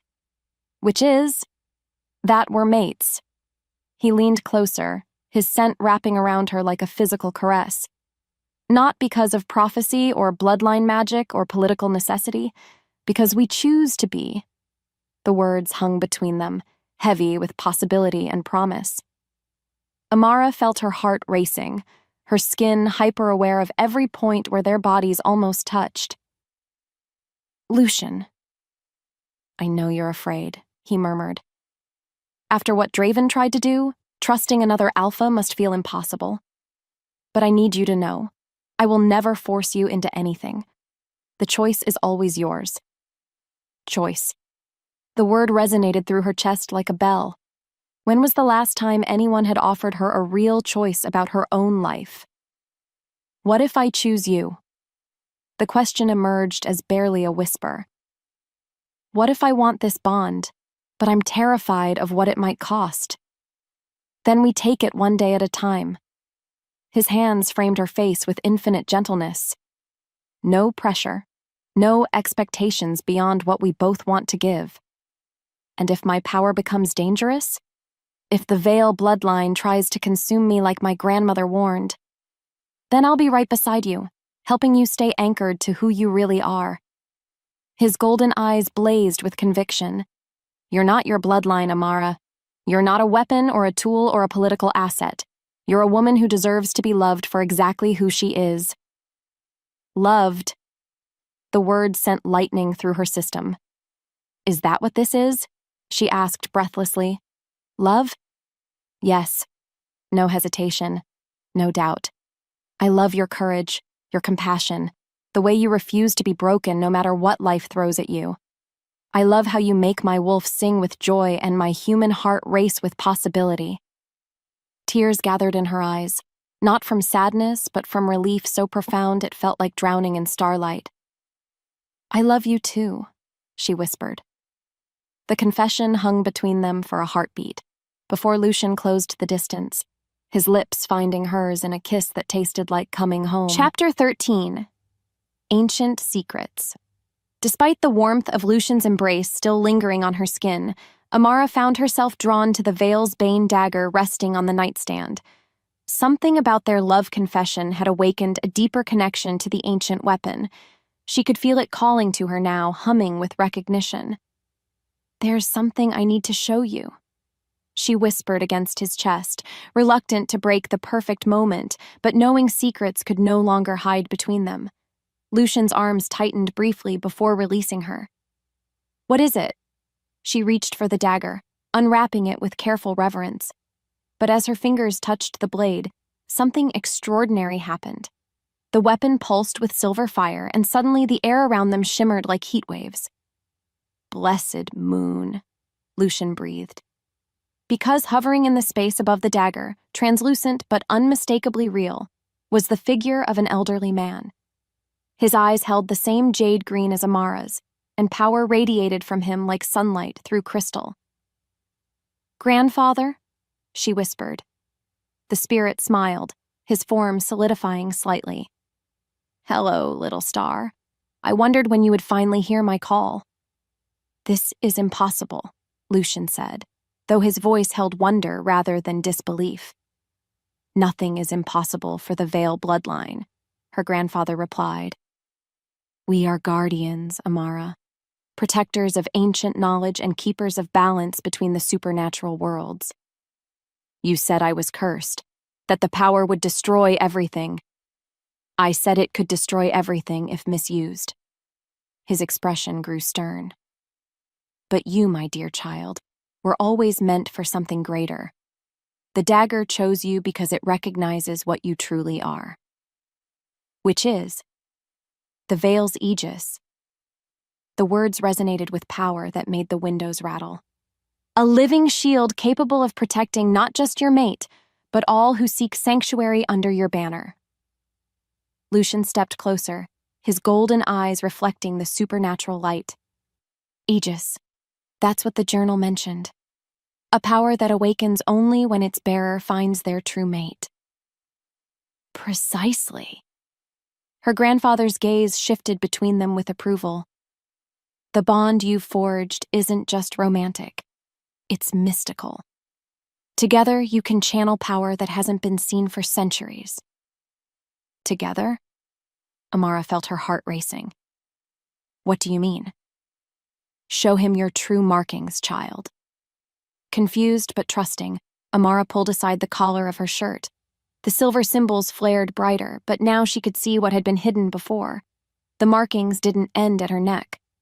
They traced down her collarbone, across her shoulder, forming an intricate pattern that resembled wings, Lucian whispered, his fingers hovering just above the glowing designs. "They look like wings." "The wings of protection," her grandfather confirmed. "And when you touch them, Alpha Ashworth, you'll complete the circuit that makes both of you stronger than any forced Draven can bring against you." "Grandfather, there's something else." Amara's voice carried urgency. "Draven mentioned a blood bond. He says it ties our packs together, that he can use it to control me." The spirit's expression darkened. "Ah, I feared this might happen. Your mother's desperation made her vulnerable to old magic she didn't understand. Can it be broken?" "Yes, but the ritual requires—" He paused, studying their faces carefully. "It requires you to claim your full power, to accept not just your bloodline gifts, but your role as protector of all wolves who cannot protect themselves." "I don't understand." "The blood bond can only be severed by power greater than the magic that created it. You must become what you were always meant to be, little star. Not just a Luna, but something far more significant." Before she could ask what he meant, a howl echoed across the valley, long, mournful, and filled with rage. It was followed by another, then another. "They're coming," Lucian said grimly. "Draven's forces. They're moving under cover of darkness." Her grandfather's image began to fade. "Remember, child, together you are stronger than apart. Trust in your bond. Trust in your power. And most importantly..." His voice grew distant as his form dissolved. "Trust in love. It's the only force in any realm that can never be conquered." The dagger pulsed once more before going dormant, leaving them alone with the weight of revelation and the sound of approaching war. "Are you ready for this?" Lucian asked softly. Amara looked at the man who'd become her anchor, her strength, her reason for fighting. Then she looked at the weapon that had chosen her to be something greater than she'd ever imagined. "No," she said honestly, "but that's never stopped me before." Outside, the howls grew closer. Inside, two souls prepared to discover just how powerful love could truly be. Chapter 14. Betrayal's Sting. Meanwhile, as Amara processed her grandfather's revelations, Lucian found his attention drawn to movement in the courtyard below. His enhanced vision caught what human eyes would miss, a figure moving through the shadows with suspicious stealth. "Stay here," he murmured, pressing a quick kiss to Amara's temple. "I need to check something." "Lucian, I'll be right back. I promise." He slipped from the room, every instinct screaming danger. The figure below moved with the fluid grace of a Shadowclaw warrior, but something felt wrong. Off. Lucian descended through the packhouse silently, his wolf-enhanced senses tracking the intruder's scent. Pine and earth and something else. Something that made his blood run cold. Blackthorn territory markers. Whoever this was had been in enemy lands recently. He followed the trail to his private study, where a lone figure stood examining the maps scattered across his desk. In the moonlight streaming through the windows, Lucian recognized the familiar silhouette. Valerius. His beta's name came out flat, emotionless. The man turned, his usually loyal expression replaced by something harder, colder. "Alpha." "Explain." "There's nothing to explain." Valerius straightened, no longer bothering to hide his true allegiances. "I serve the stronger Alpha. Always have." The betrayal hit like a physical blow. Valerius had been his second in command for 3 years, trusted with pack secrets, battle strategies, the safety of everyone under Lucian's protection. "How long?" The question came out as a growl. "Since the beginning. No remorse, no shame. Draven recruited me before you ever took the Alpha position. I've been feeding him information about Shadowclaw weaknesses for years. And tonight? Tonight I complete my mission." Valerius pulled a small vial from his pocket, dark liquid that seemed to absorb light rather than reflect it. "Witch's brew. 1 drop in your mate's tea, and her power becomes mine to control." Rage exploded through Lucian's chest like wildfire. His wolf clawed for release, demanding blood and vengeance for the threat to their mate. "You'll never get near her." "Won't I?" Valerius smiled, revealing teeth that seemed too sharp. "I'm your most trusted warrior, Lucian. She'll never suspect me." "She doesn't have to." Lucian's voice dropped to a lethal whisper. "Because you're not leaving this room alive." The attack came without warning. Valerius lunged forward, enhanced speed making him blur with motion. But Lucian was ready. Years of combat experience kicked in, muscle memory guiding his responses. They crashed into the desk, sending maps and documents flying. Valerius fought like a man possessed, fueled by desperation and supernatural enhancement. The dark liquid from the vial had spilled across his hands during the struggle, and wherever it touched, his strength seemed to double. "You can't win, Lucian," Valerius snarled as they grappled. "Draven has allies you can't imagine, power you can't comprehend. Then why does he need a betrayer to do his dirty work?" The question hit home. Valerius's concentration wavered just long enough for Lucian to gain the advantage. A powerful blow sent the traitor crashing into the bookshelf, ancient volumes tumbling around him. But as Valerius struggled to rise, His hand closed around something that made Lucian's blood freeze. A communication stone, already glowing with activated magic. Too late, the beta gasped, blood trickling from his mouth. They know about the Aegis awakening. They know about your mate's true power. Before Lucian could stop him, Valerius spoke a single word in the old tongue, a trigger phrase that would send everything he'd witnessed directly to Draven's witch. And now... Valerius smiled as life faded from his eyes. Now they know exactly how to break her. The communication stone cracked, its magic spent. In the sudden silence, Lucian could hear only his own thundering heartbeat and the distant sound of howls growing ever closer. He'd won the battle but potentially lost the war. Because somewhere in the darkness, Draven now possessed the knowledge he needed to turn Amara's greatest strength into her most devastating weakness. Chapter 15. The darkness gathers. Simultaneously, back in Lucian's chambers, Amara felt the exact moment something went wrong. The mate bond that had been humming with contentment suddenly spiked with violence and betrayal, sending her wolf into a frenzy of protective instincts. "Lucian!" she called out, but only silence answered. The markings on her skin flared to life, responding to her distress. Silver light painted the walls as she moved toward the door, every instinct screaming that her mate was in danger. But before she could leave the room, a figure materialized from the shadows near the window. Not Lucian, not one of his warriors. A woman with silver hair and eyes like ancient ice, Seraphina, Draven's witch. "Hello, little Aegis," the sorceress purred. "I thought it was time we had a proper conversation." Terror shot through Amara's system, but she forced herself to stand tall. "How did you get past the defenses?" "Magic has ways of circumventing even the strongest barriers." Seraphina stepped closer, power radiating from her like cold fire. "Especially when one has inside knowledge." The implications hit like a sledgehammer. Someone in the pack was working with the enemy. "Who?" Amara demanded. "Does it matter? What matters is that I now understand exactly what you are, what you're capable of, and most importantly..." The witch's smile turned predatory. "How to use that power for my own purposes. You can't force me to..." "Can't I?" Seraphina raised one hand, and suddenly the air grew thick, oppressive.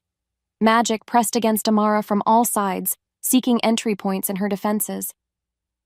"The Veil bloodline may be powerful, child, but it's also predictable. Always has been." Silver light blazed from Amara's markings as she fought back, but something was wrong. The witch's magic felt familiar somehow, as if it recognized the patterns of her power. "You're wondering why your defenses feel compromised," Seraphina observed with clinical interest. "It's because I've had centuries to study your family line, to understand its strengths." The pressure increased, making it hard to breathe. "And its weaknesses." Suddenly, Amara's power flickered. The steady silver light wavered like a candle in a hurricane, and fear flooded through her system. This wasn't supposed to be possible. Her grandfather had said the Aegis was unbreakable. "You see, little one, every great power has a flaw. The Veil bloodline's flaw is love." The witch's voice carried cruel satisfaction. "The stronger your emotional bonds, the more vulnerable you become to having those bonds turned against you." "What do you mean?" Instead of answering directly, Seraphina gestured toward the window. In the courtyard below, Lucian appeared. But he wasn't alone. Draven held a blade to his throat, the silver metal gleaming with malevolent purpose. "Choose," the witch commanded. "Submit to my control willingly, and your mate lives. Resist, and watch him die slowly while I tear his essence from his body piece by piece." Amara's world narrowed to that single image. Lucian, proud and strong, and utterly at the mercy of a monster who would destroy him without hesitation. The mate bond pulsed with his pain, his determination to protect her even if it cost his life. She could feel his love wrapping around her heart like armor, giving her strength even in this darkest moment. But it also gave her clarity. "You made one mistake," she said quietly. "And what's that? You assumed love was a weakness." Silver fire erupted from her markings, brighter than before. Not flickering now, but blazing with the fury of a woman who would burn down the world to protect what mattered most. But love isn't vulnerability, it's power, the most dangerous kind. The witch's confident expression wavered. "Impossible. I severed your connection to him? No." Amara stepped forward, power crackling around her like lightning given form. "You severed my doubt, my fear, the only things that were actually holding me back." And as silver light filled the room like captured starlight, Amara finally understood what her grandfather had been trying to tell her. The Aegis wasn't just a shield, it was a sword, and it was time to remind the world exactly what happened to those who threatened the people she loved. Chapter 16. Silver Fire and Blood Building. On the terrifying realization that her power was both weapon and target, Amara burst from the pack house like silver lightning given form. The courtyard erupted into chaos around her, Shadowclaw warriors clashing with Blackthorn forces under a moon that seemed to bleed crimson light. But her focus narrowed to one sight that stopped her heart cold. Lucian, on his knees, Draven's blade pressed against his throat. "Let him go!" Her voice carried power that shattered windows, sent warriors stumbling. Draven's pale eyes found hers across the battlefield. There she is, the little Aegis who thinks love makes her strong. Silver fire blazed from her markings as she stepped forward. "It does. Does it?" His blade drew a thin line of blood across Lucian's neck. "Then prove it. Submit to my will, and he lives. Resist." The threat hung in the air like poison. Around them, the battle paused, warriors from both sides recognizing that this moment would determine everything. "Don't do it," Lucian gasped, his golden eyes fierce despite the blade at his throat. "Whatever he wants, don't—" Draven's grip tightened, cutting off his words. "Choose quickly, little Luna. My patience wears thin." Amara felt the weight of every gaze, every hope, every fear crushing down on her shoulders. The veil's bane dagger hummed at her hip, hungry for blood. Her power surged through her veins like molten silver. But as she raised her hands to surrender, something went catastrophically wrong. The witch Seraphina stepped from the shadows behind Lucian, her ancient magic wrapping around him like chains of darkness. "Foolish child, did you think we came unprepared?" Dark energy poured from the sorceress, not aimed at Amara, but at the mate bond itself. The connection between them, that beautiful, unbreakable link, began to fray under the assault. "No!" Amara lunged forward, but invisible barriers slammed into her, holding her back. She could only watch in horror as the bond that had given her strength, purpose, love itself started to dissolve. Lucian's face went pale as the magical connection between them was severed strand by strand. "You see?" Draven's voice carried cruel satisfaction. "Power without understanding is just chaos waiting to happen. Your bloodline gifts mean nothing without the knowledge to wield them," the mate bond snapped. The pain was indescribable, like having her soul torn from her body. Amara collapsed to her knees, silver fire flickering and dying as the source of her strength was cut away. "Lucian?" His name emerged as barely a whisper. But when she looked up, his golden eyes held no recognition, no love, no memory of what they'd shared. The witch had stolen more than their bond. She'd stolen his very knowledge of her. "Who are you?" he asked, confusion clear in his voice. And with those 3 words, Amara's world shattered completely. Chapter 17. Memories in Ash. Meanwhile, Lucian stared at the woman kneeling in the courtyard and felt nothing. She was beautiful, clearly powerful, obviously in pain, but when he searched his mind for any memory of her, He found only empty spaces where something important should have been. "I don't understand," he said slowly.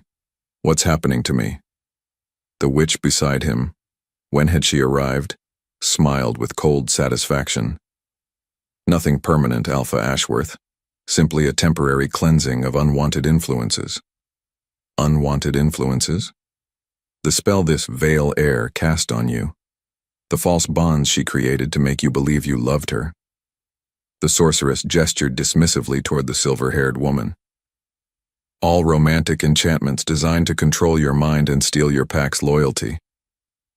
That made sense, didn't it? The hollow ache in his chest. The feeling that something crucial was missing. Those could be side effects of magical manipulation being removed. But why did looking at her feel like staring into the sun? Why did every instinct scream that something was wrong with this explanation? "You're lying," the woman, what was her name, whispered. "Lucian, please. You know me. You love me." "I don't know you at all," he replied, though the words felt like broken glass in his throat. "Yes, you do." She struggled to her feet, silver light flickering weakly around her. "We're mates, bonded. You felt it the moment we met. Enough." Alpha Draven stepped forward, his presence commanding immediate attention. "Ashworth, this woman has been using Veil bloodline magic to manipulate your thoughts for weeks. Everything you think you feel for her is artificial." Lucian studied the stranger's face, searching for any spark of recognition. Her jade-green eyes held desperate hope, but that proved nothing. Any skilled manipulator could fake emotion. Still, something felt wrong, missing, like a song with crucial notes removed. "If she was controlling me," he said carefully, "why do I feel like I've lost something important?" "Because she was skilled," the witch replied smoothly. "The best enchantments leave their victims feeling incomplete when broken. It passes." The explanation satisfied his logical mind, but his wolf paced restlessly beneath his skin. Kyle whined and scratched, clearly agitated about something he couldn't identify. "The question now," Draven continued, "is what we do with her. The Veil bloodline is dangerous when uncontrolled. She's already proven she'll use her power to manipulate and deceive." "I never," the woman started. "Silence." Power rolled off Draven in suffocating waves. "You've done enough damage with your lies." Lucian watched her flinch under the Alpha command, and something twisted in his gut. Wrong. This felt wrong. But before he could examine that feeling further, warriors in black surrounded the woman. Not his warriors. He could tell that much from their scents. Foreign wolves with hostile intent. "Wait," he said. "What are you doing?" "Taking her back where she belongs," Draven replied. "Don't concern yourself, Ashworth. Without her magical influence clouding your judgment, you'll see this was all for the best." They lifted her from the ground, and she looked directly at him one final time. Those green eyes held such devastating sadness that his chest physically ached. "I forgive you," she whispered, "because I know this isn't really you." Then they dragged her away, and with her went the last fragment of something Lucian couldn't name but desperately wanted back. Chapter 18. Caged Lightning. Consequently, Amara found herself chained in what had once been a wine cellar, silver manacles burning against her wrists. The metal was old, carved with runes that suppressed supernatural abilities. Every breath felt like inhaling ground glass, but the physical pain was nothing compared to the gaping wound where her mate bond used to be. "Comfortable?" Draven's voice drifted down from the cellar entrance. She didn't bother responding. What was the point? He'd won. Torn away everything that mattered and left her with nothing but empty spaces where love used to live. "I must admit," he continued, descending the stone steps, "Seraphina's work exceeded my expectations. Not only did we break your connection to Ashworth, we convinced him you were the villain. Quite elegant, really." "Why?" The words scraped out of her raw throat. "You have me. Isn't that enough?" Oh, my dear child, having you was never the goal. He crouched beside her, close enough that his scent made her wolf recoil in revulsion. Breaking you was. I'm already broken. Are you? His pale eyes glittered with malicious interest. Let's find out. He gestured, and the witch materialized from the shadows like smoke given form. In her hands, she carried a silver chalice filled with liquid that seemed to absorb light. The final step, Seraphina explained with clinical detachment. This potion will bind your power to Draven's will permanently. You'll become a weapon he can aim at any target. And if I refuse? Then we visit Alpha Ashworth again, Draven said softly. This time, instead of simply removing his memories, we remove his life. Slowly, painfully, while you watch. The threat hit like a physical blow. Even if Lucian didn't remember her, even if he thought she was his enemy, she couldn't let him die. Not because of her. I need time to think. No.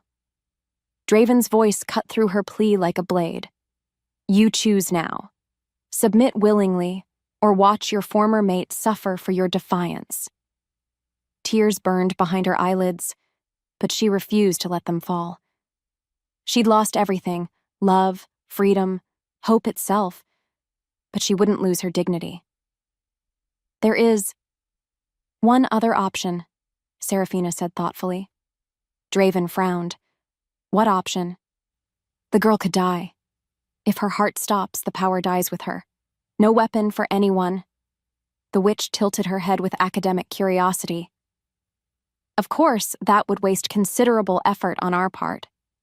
True, Draven mused. But if she's going to be stubborn about this... They were discussing her death like a business transaction. Part of Amara wanted to laugh at the absurdity. Part of her wanted to weep. But deep in her chest, beneath the pain and despair, something else stirred. Something that had been waiting for this exact moment of absolute darkness. Her grandfather's voice echoed in her memory. The Aegis doesn't just protect Little Star. Sometimes, it strikes back. I have an answer, she said quietly. And? Amara lifted her head, meeting Draven's pale gaze with newfound steel. I choose option 3. Before either of them could react, silver fire exploded from her markings with enough force to shatter the suppression manacles. The runes carved into the metal screamed as ancient magic overwhelmed their restraints. She rose to her feet like a goddess of vengeance wrapped in starlight, power blazing around her in waves that made the very air shimmer. You forgot something important, she said, her voice carrying harmonics that resonated in their bones.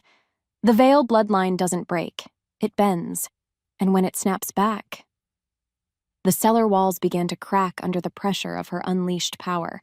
Everything in its path gets destroyed. Chapter 19, Awakened Fury. Rising from the rubble of her shattered prison, Amara felt power coursing through her veins like liquid starlight. The silver markings across her skin blazed with intensity that made the cellar walls crack and groan under supernatural pressure. Impossible? Seraphina breathed, her ancient eyes wide with something that might have been fear. The suppression runes should have... Your runes were designed for ordinary magic. Amara's voice carried harmonics that resonated through stone and bone alike. I am not ordinary, Draven snarled, his form beginning to shift as bones elongated and muscles expanded. Then we'll do this the old way. Claw and fang. By all means. She smiled, and it held all the warmth of winter moonlight. Let's dance. The Alpha lunged at her with inhuman speed, claws extended for her throat.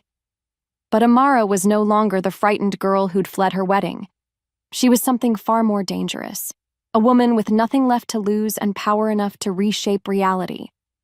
Silver fire erupted from her hands, meeting his attack with force that sent him crashing through the cellar wall. Stones and mortar exploded outward as the ancient structure buckled under their clash. You want to see what the Veil bloodline can truly do? She called out as she stepped through the hole his body had created. Let me show you what happens when you threaten everything I love.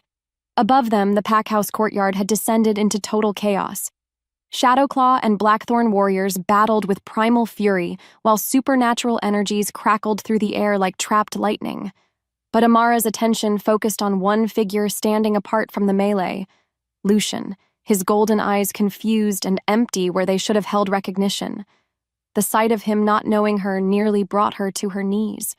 But grief was a luxury she couldn't afford, not when his life hung in the balance. Ashworth, Draven's voice boomed across the battlefield as he emerged from the ruined cellar, his partially shifted form covered in blood and dust. Kill the witch! She's using mind magic to confuse you. Lucian's head turned toward her, those beloved features twisted with uncertainty and suspicion. When he began walking in her direction, she felt something crack inside her chest. No, she whispered. Please, no. I'm sorry, he said when he reached her, and the gentleness in his voice made it so much worse. I don't know who you are, but I won't let you hurt my pack. His hand closed around her throat, not with Draven's brutal force, but with the careful control of someone who took no pleasure in violence. Someone who would make it quick and clean because he thought it was justice. Lucian. His name escaped her lips like a prayer. I love you. Please remember. Please. For just a moment, his grip loosened. Something flickered behind those golden eyes. Confusion, recognition, desperate hope. I feel like I should know you, he murmured. You do know me. Tears traced silver paths down her cheeks. We're mates, bonded. Your wolf knows mine even if the witch stole your memories. His hand fell away from her throat as if burned.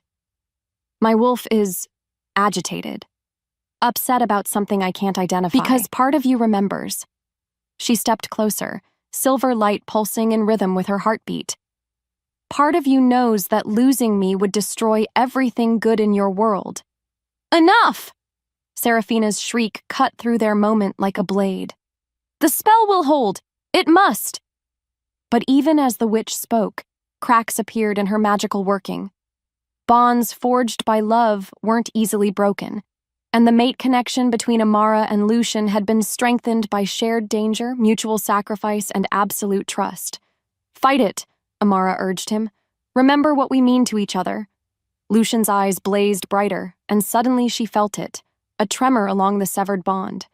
Faint, but unmistakable. He was starting to remember. Chapter 20.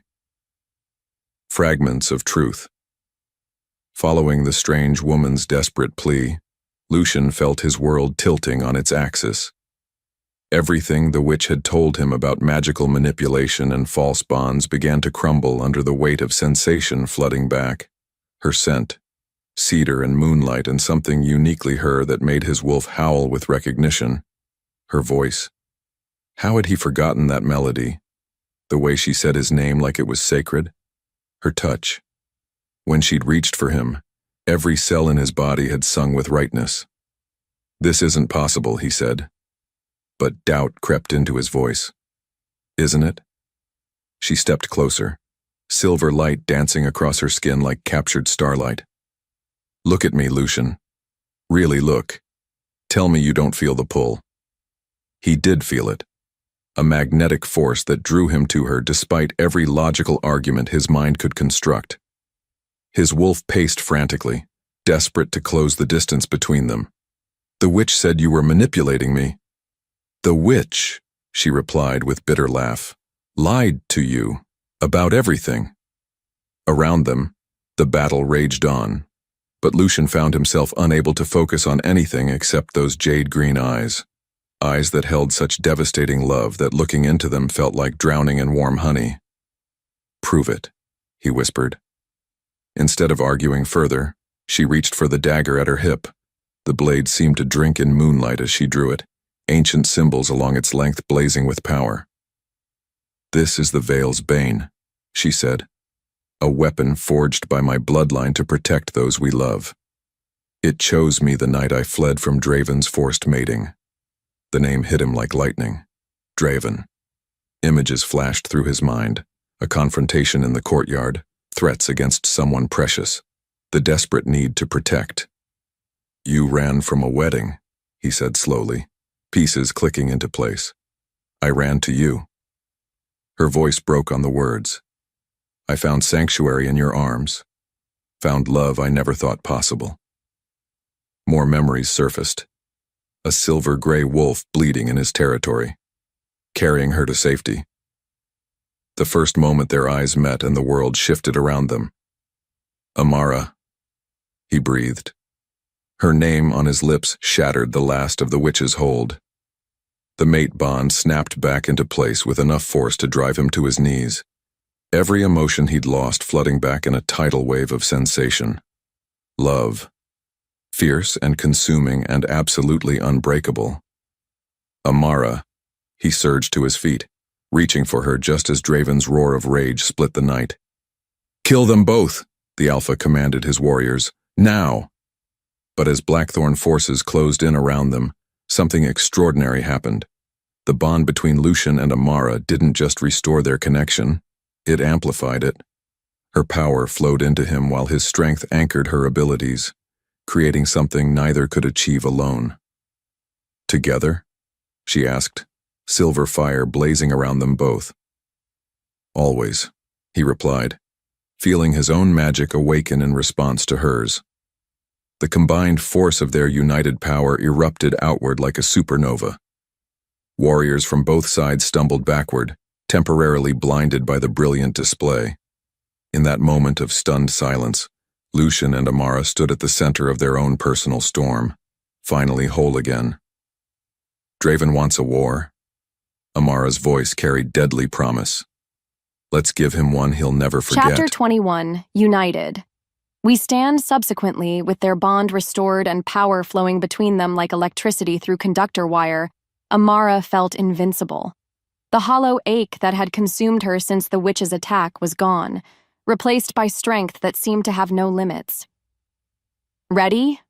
Lucian asked, his golden eyes blazing with love and determination. Born ready, she replied. They moved as one, two halves of a whole functioning with perfect synchronization. Where Draven's warriors attacked with brute force, they responded with precision and devastating efficiency.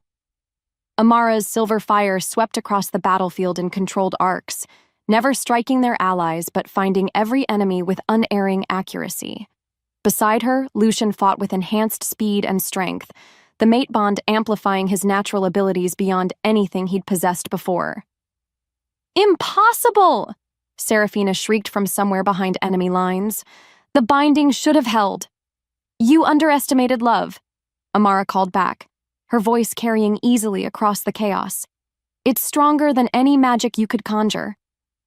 The witch's response was a wave of dark energy aimed directly at her heart, but before it could strike, Lucian stepped into its path, his body blazing with protective power that turned the attack aside like water off stone. My turn, he growled. Golden light erupted from his hands, not the silver fire of her bloodline, but something uniquely his own. Alpha power enhanced by their bond and focused through love into something far more dangerous than simple dominance. The blast caught Seraphina full in the chest, sending her flying backward to crash into a stone wall with bone-breaking force. One down, Amara murmured with satisfaction. But their victory celebration was cut short as Draven himself entered the fray. No longer merely alpha-enhanced, he'd drunk something that made his eyes glow with unnatural fire and his movements blur with inhuman speed. You want to play with magic? He snarled. Let me show you what real power looks like. The potion he'd consumed, whatever dark substance Seraphina had brewed, turned him into something monstrous. Claws like silver knives, fangs that dripped with poison, strength that cracked stone with every step. Stay back, Lucian commanded, moving to intercept the enhanced alpha. Like hell. Amara stepped up beside him, the veil's bane singing in her grip. We end this together, or not at all. Draven's laugh held no humor. How romantic. You can die together, too. He attacked with berserker fury, enhanced speed making him nearly impossible to track. But Amara and Lucien moved as one entity, their bond allowing them to anticipate each other's actions perfectly. Where one defended, the other struck. Where one created an opening, the other exploited it ruthlessly. Still, Draven's artificial enhancement made him far stronger than any normal alpha. For every hit they landed, he delivered 2 in return. Blood flowed freely from wounds that would have killed ordinary wolves. Getting tired? He taunted between devastating attacks. Hardly, Amara replied, though her breathing had grown labored. The truth was, maintaining their enhanced connection was draining. The bond that made them stronger also shared the burden of power between them. They were burning through energy reserves at an unsustainable rate. "We need to end this," Lucien said through gritted teeth. "Now!" Amara looked at the ancient dagger in her hands, then at the man she loved more than life itself. An idea formed. Desperate, dangerous, but potentially decisive. "Trust me?" she asked.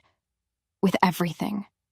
She smiled, and in that expression lay all the love, hope, and determination that had carried them through every trial. Then let's show him what the Vale bloodline was really meant to do. The dagger blazed with silver fire as she raised it high, its ancient magic calling to power that had slept for generations. But this time, she wouldn't face it alone. This time, she had love to guide her Chapter aim. 22. Heart of Silver Fire. Channeling power through the Vale's bane while maintaining her bond with Lucien required perfect synchronization between heart, mind, and soul. The ancient dagger hummed with recognition as she raised it high, silver fire cascading down its length like liquid starlight. "Together," she whispered, feeling Lucien's strength flow into her through their restored connection. "Always," he replied, his golden eyes blazing with absolute trust. The dagger struck downward just as Draven lunged for her throat. But instead of meeting flesh, the blade pierced something far more vital, the magical enhancement that had turned him into a monster. Silver fire erupted through his system, burning away Seraphina's dark magic like sunlight destroying shadows. Draven's inhuman speed faltered, his poison fangs retracted. The unnatural glow faded from his eyes, leaving behind only a broken alpha who'd lost everything in his quest for power. "Impossible," he gasped, falling to his knees. "The potion, it was supposed to make me invincible." "Nothing is invincible against love," Amara said softly. "That's what you never understood." Around them, the battlefield had gone silent. Shadowclaw and Blackthorn warriors alike stared in stunned amazement as their respective alphas faced each other in the aftermath of supernatural combat. "It's over, Draven." Lucien stepped forward, his voice carrying absolute authority. "Surrender now, and your people can return home safely." "My people?" Draven's laugh held no humor. "They follow strength, Ashworth. When word spreads that I was defeated by a runaway Luna and her mate, half of them will abandon the pack before dawn." Amara felt a flicker of something unexpected. Pity. Draven had been so focused on power and control that he'd never learned what real strength looked like. He'd never experienced the kind of love that made you stronger instead of weaker. "Then maybe it's time for new leadership," she said quietly. "You mean to kill me?" It wasn't a question. "No." Her response surprised everyone, including herself. "I mean to give you a choice. Genuine surrender. Acknowledgement that your claim on me was invalid, that the blood bond between our packs is dissolved, in exchange for your life." Lucien's head snapped toward her. "Amara, he's beaten," she continued, not taking her eyes off Draven. "Making him a martyr won't help anyone." For a long moment, the only sound was wind rustling through broken stone and scattered leaves. Then Draven raised his head, meeting her gaze with something that might have been respect. "You would show mercy to the man who tried to break you? I would show mercy to someone who's already broken himself." Another silence stretched between them, heavy with implications that would reshape pack politics across the Northern Territories. Finally, Draven lowered his head in the traditional gesture of submission. I acknowledge defeat. The blood bond is dissolved. Amara Vale is no longer bound to my pack or my will. The words carried magical weight. Ancient power recognizing the formal dissolution of mystical ties. Amara felt something lift from her shoulders, a burden she hadn't fully realized she'd been carrying. "Thank you," she said simply. "Don't thank me yet." Draven struggled to his feet, exhaustion clear in every line of his body. There are others who won't accept this outcome. Alphas who've been waiting for any sign of weakness to make their own moves for power. "Let them come," Lucian said, moving to stand beside Amara. "We'll face whatever comes together." As the first rays of dawn broke over the valley, painting the sky in shades of rose and gold, Amara realized that this wasn't just an ending. It was a beginning. A beginning of the life she'd fought so hard. Chapter 23. Bonds Reforged. Standing in the aftermath of battle with Amara's hand in his, Lucian felt the rightness of their victory settling into his bones. The mate bond hummed between them, stronger now for having been tested and restored, deeper for having survived the ultimate challenge. "What happens now?" she asked softly. "Now we build something new." He lifted their joined hands, pressing a gentle kiss to her knuckles. A pack alliance based on choice instead of coercion, a bond between equals. Around them, the cleanup had already begun. Marcus directed Shadowclaw warriors intending to the wounded while Blackthorn forces gathered their fallen under the watchful eye of their defeated Alpha. But it was another arrival that caught Lucian's attention, a familiar silver-haired figure stepping carefully through the courtyard rubble. "Luna Selene," he said formally. Amara tensed beside him, her entire body going rigid with remembered pain.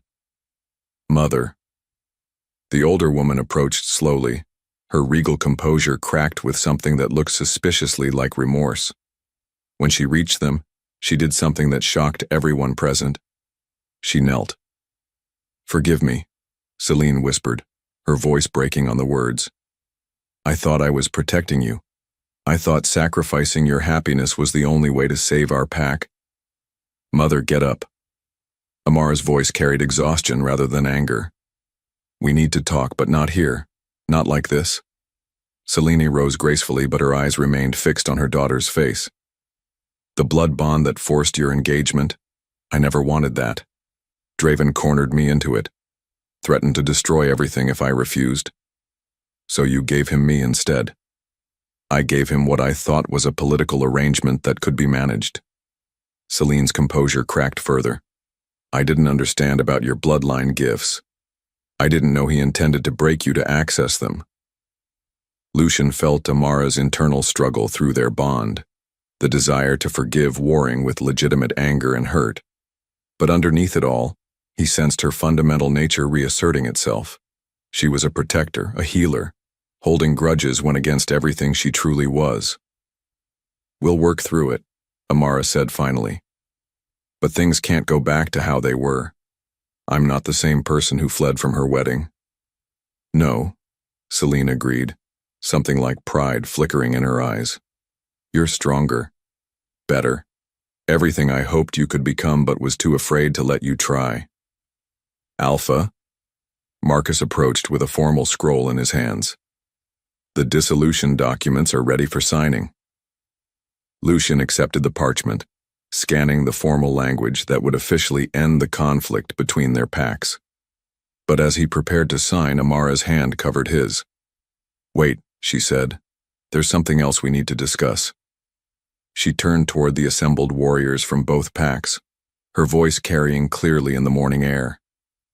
"The blood bond between Blackthorn and Moonfang is dissolved, but that doesn't mean our packs have to remain enemies." Murmurs rippled through the crowd.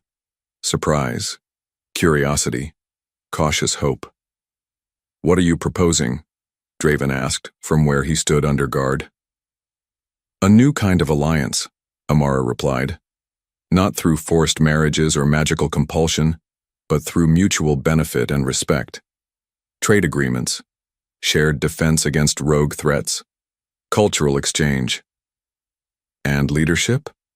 Selene asked quietly. Amara looked at Lucian, and he saw the question in her eyes. The choice she was offering him, offering them both. Partnership, he said firmly, between equals who choose to stand together. As he signed the dissolution papers with Amara's name flowing beneath his in elegant script, Lucian realized they weren't just ending a war. They were beginning a revolution. One built on love instead of fear. One that would change everything. Chapter 24. New Beginnings. 2 months after the battle that changed everything, Amara stood on the balcony of what had once been her prison and was now her sanctuary. The view from Lucian's, their chambers overlooked a valley, transformed by peace and prosperity. Nervous? Lucian's arms circled her waist from behind, his warmth chasing away the morning chill. Excited, she corrected, leaning back against his chest. Today feels like the real beginning. Below them, the courtyard buzzed with preparation for their official mating ceremony. Not the political farce her mother had arranged, but a celebration of choice freely made and love freely given. Representatives from 6 different packs had come to witness the union, including several alphas who'd initially opposed their unconventional alliance. But success spoke louder than tradition, and the prosperity their partnership had brought to both territories couldn't be denied. Your mother looks happy, Lucian observed. Amara followed his gaze to where Selene directed preparations with her usual efficiency, but there was something lighter in her movements, something that looked almost like joy. She's finally free too, Amara realized. Free to be a mother instead of just a political operator. And your father? Practically bouncing with excitement. She laughed, thinking of Marcus's enthusiasm for the approaching ceremony. I think he's more thrilled about officially welcoming you as a son than I am about the whole Luna thing. Speaking of which, Lucian's voice grew serious. Are you sure about this? Joining our packs means you'll be Luna to nearly 300 wolves. That's a lot of responsibility. Amara turned in his arms, studying the face that had become her anchor and her home. I'm sure about you. I'm sure about us. Everything else we'll figure out together. Together, he agreed, sealing the promise with a kiss that tasted like forever. A soft knock interrupted them before passion could fully ignite. Sorry to disturb, Marcus called through the door, but there's someone here to see you both. They separated reluctantly, curiosity overriding desire, as they made their way to the main hall. What they found waiting made Amara's breath catch in her throat. An elderly woman with silver hair and eyes the exact shade of jade as Amara's own stood in the center of the room. Power radiated from her in waves, not the dark magic of Seraphina's witchcraft, but something clean and ancient and unmistakably veiled. Great Aunt Cordelia? Amara whispered. Hello, little star. The woman's smile held warmth that chased away decades of loneliness. I came as soon as I felt the awakening, the family line calling to itself across impossible distances. But you're supposed to be dead. The records say what I needed them to say. Cordelia moved closer, her gaze taking in the silver markings that still decorated Amara's throat and shoulders. Sometimes the best way to protect something precious is to let the world think it's lost. Protect what? Knowledge, traditions, the true history of what we are and what we're capable of. Cordelia's expression grew serious. Your grandfather tried to warn you through the dagger, but there's so much more you need to learn. Lucian stepped closer to Amara's side, his protective instincts flaring. What kind of knowledge? The kind that will help you build something lasting, Cordelia replied. A pack alliance that could serve as a model for others. A new way of thinking about power and partnership. She gestured toward the window, where the ceremony preparations continued in full swing. What you're doing today, choosing love over politics, building bridges instead of walls, it matters more than you know. Because change is coming, Amara said, understanding dawning. Change has already come. You've proven that the old ways aren't the only ways. That strength can come from unity instead of domination. Cordelia's smile returned. But there's much work ahead, much to learn and teach and build. Are you staying? Hope colored Amara's voice. For a while, long enough to help you understand your heritage and prepare for what's coming. The older woman's eyes twinkled with mischief. Besides, I wouldn't miss my great-niece's mating ceremony for anything. As they talked and planned and dreamed about the future, Amara felt the last piece of her new life clicking into place. She had love, partnership, family, and purpose. She had everything she'd never dared to hope for, and the power to protect it all. The little girl who'd been sold like livestock was gone. In her place stood a woman who would reshape the very foundations of their world, and it was going to be magnificent.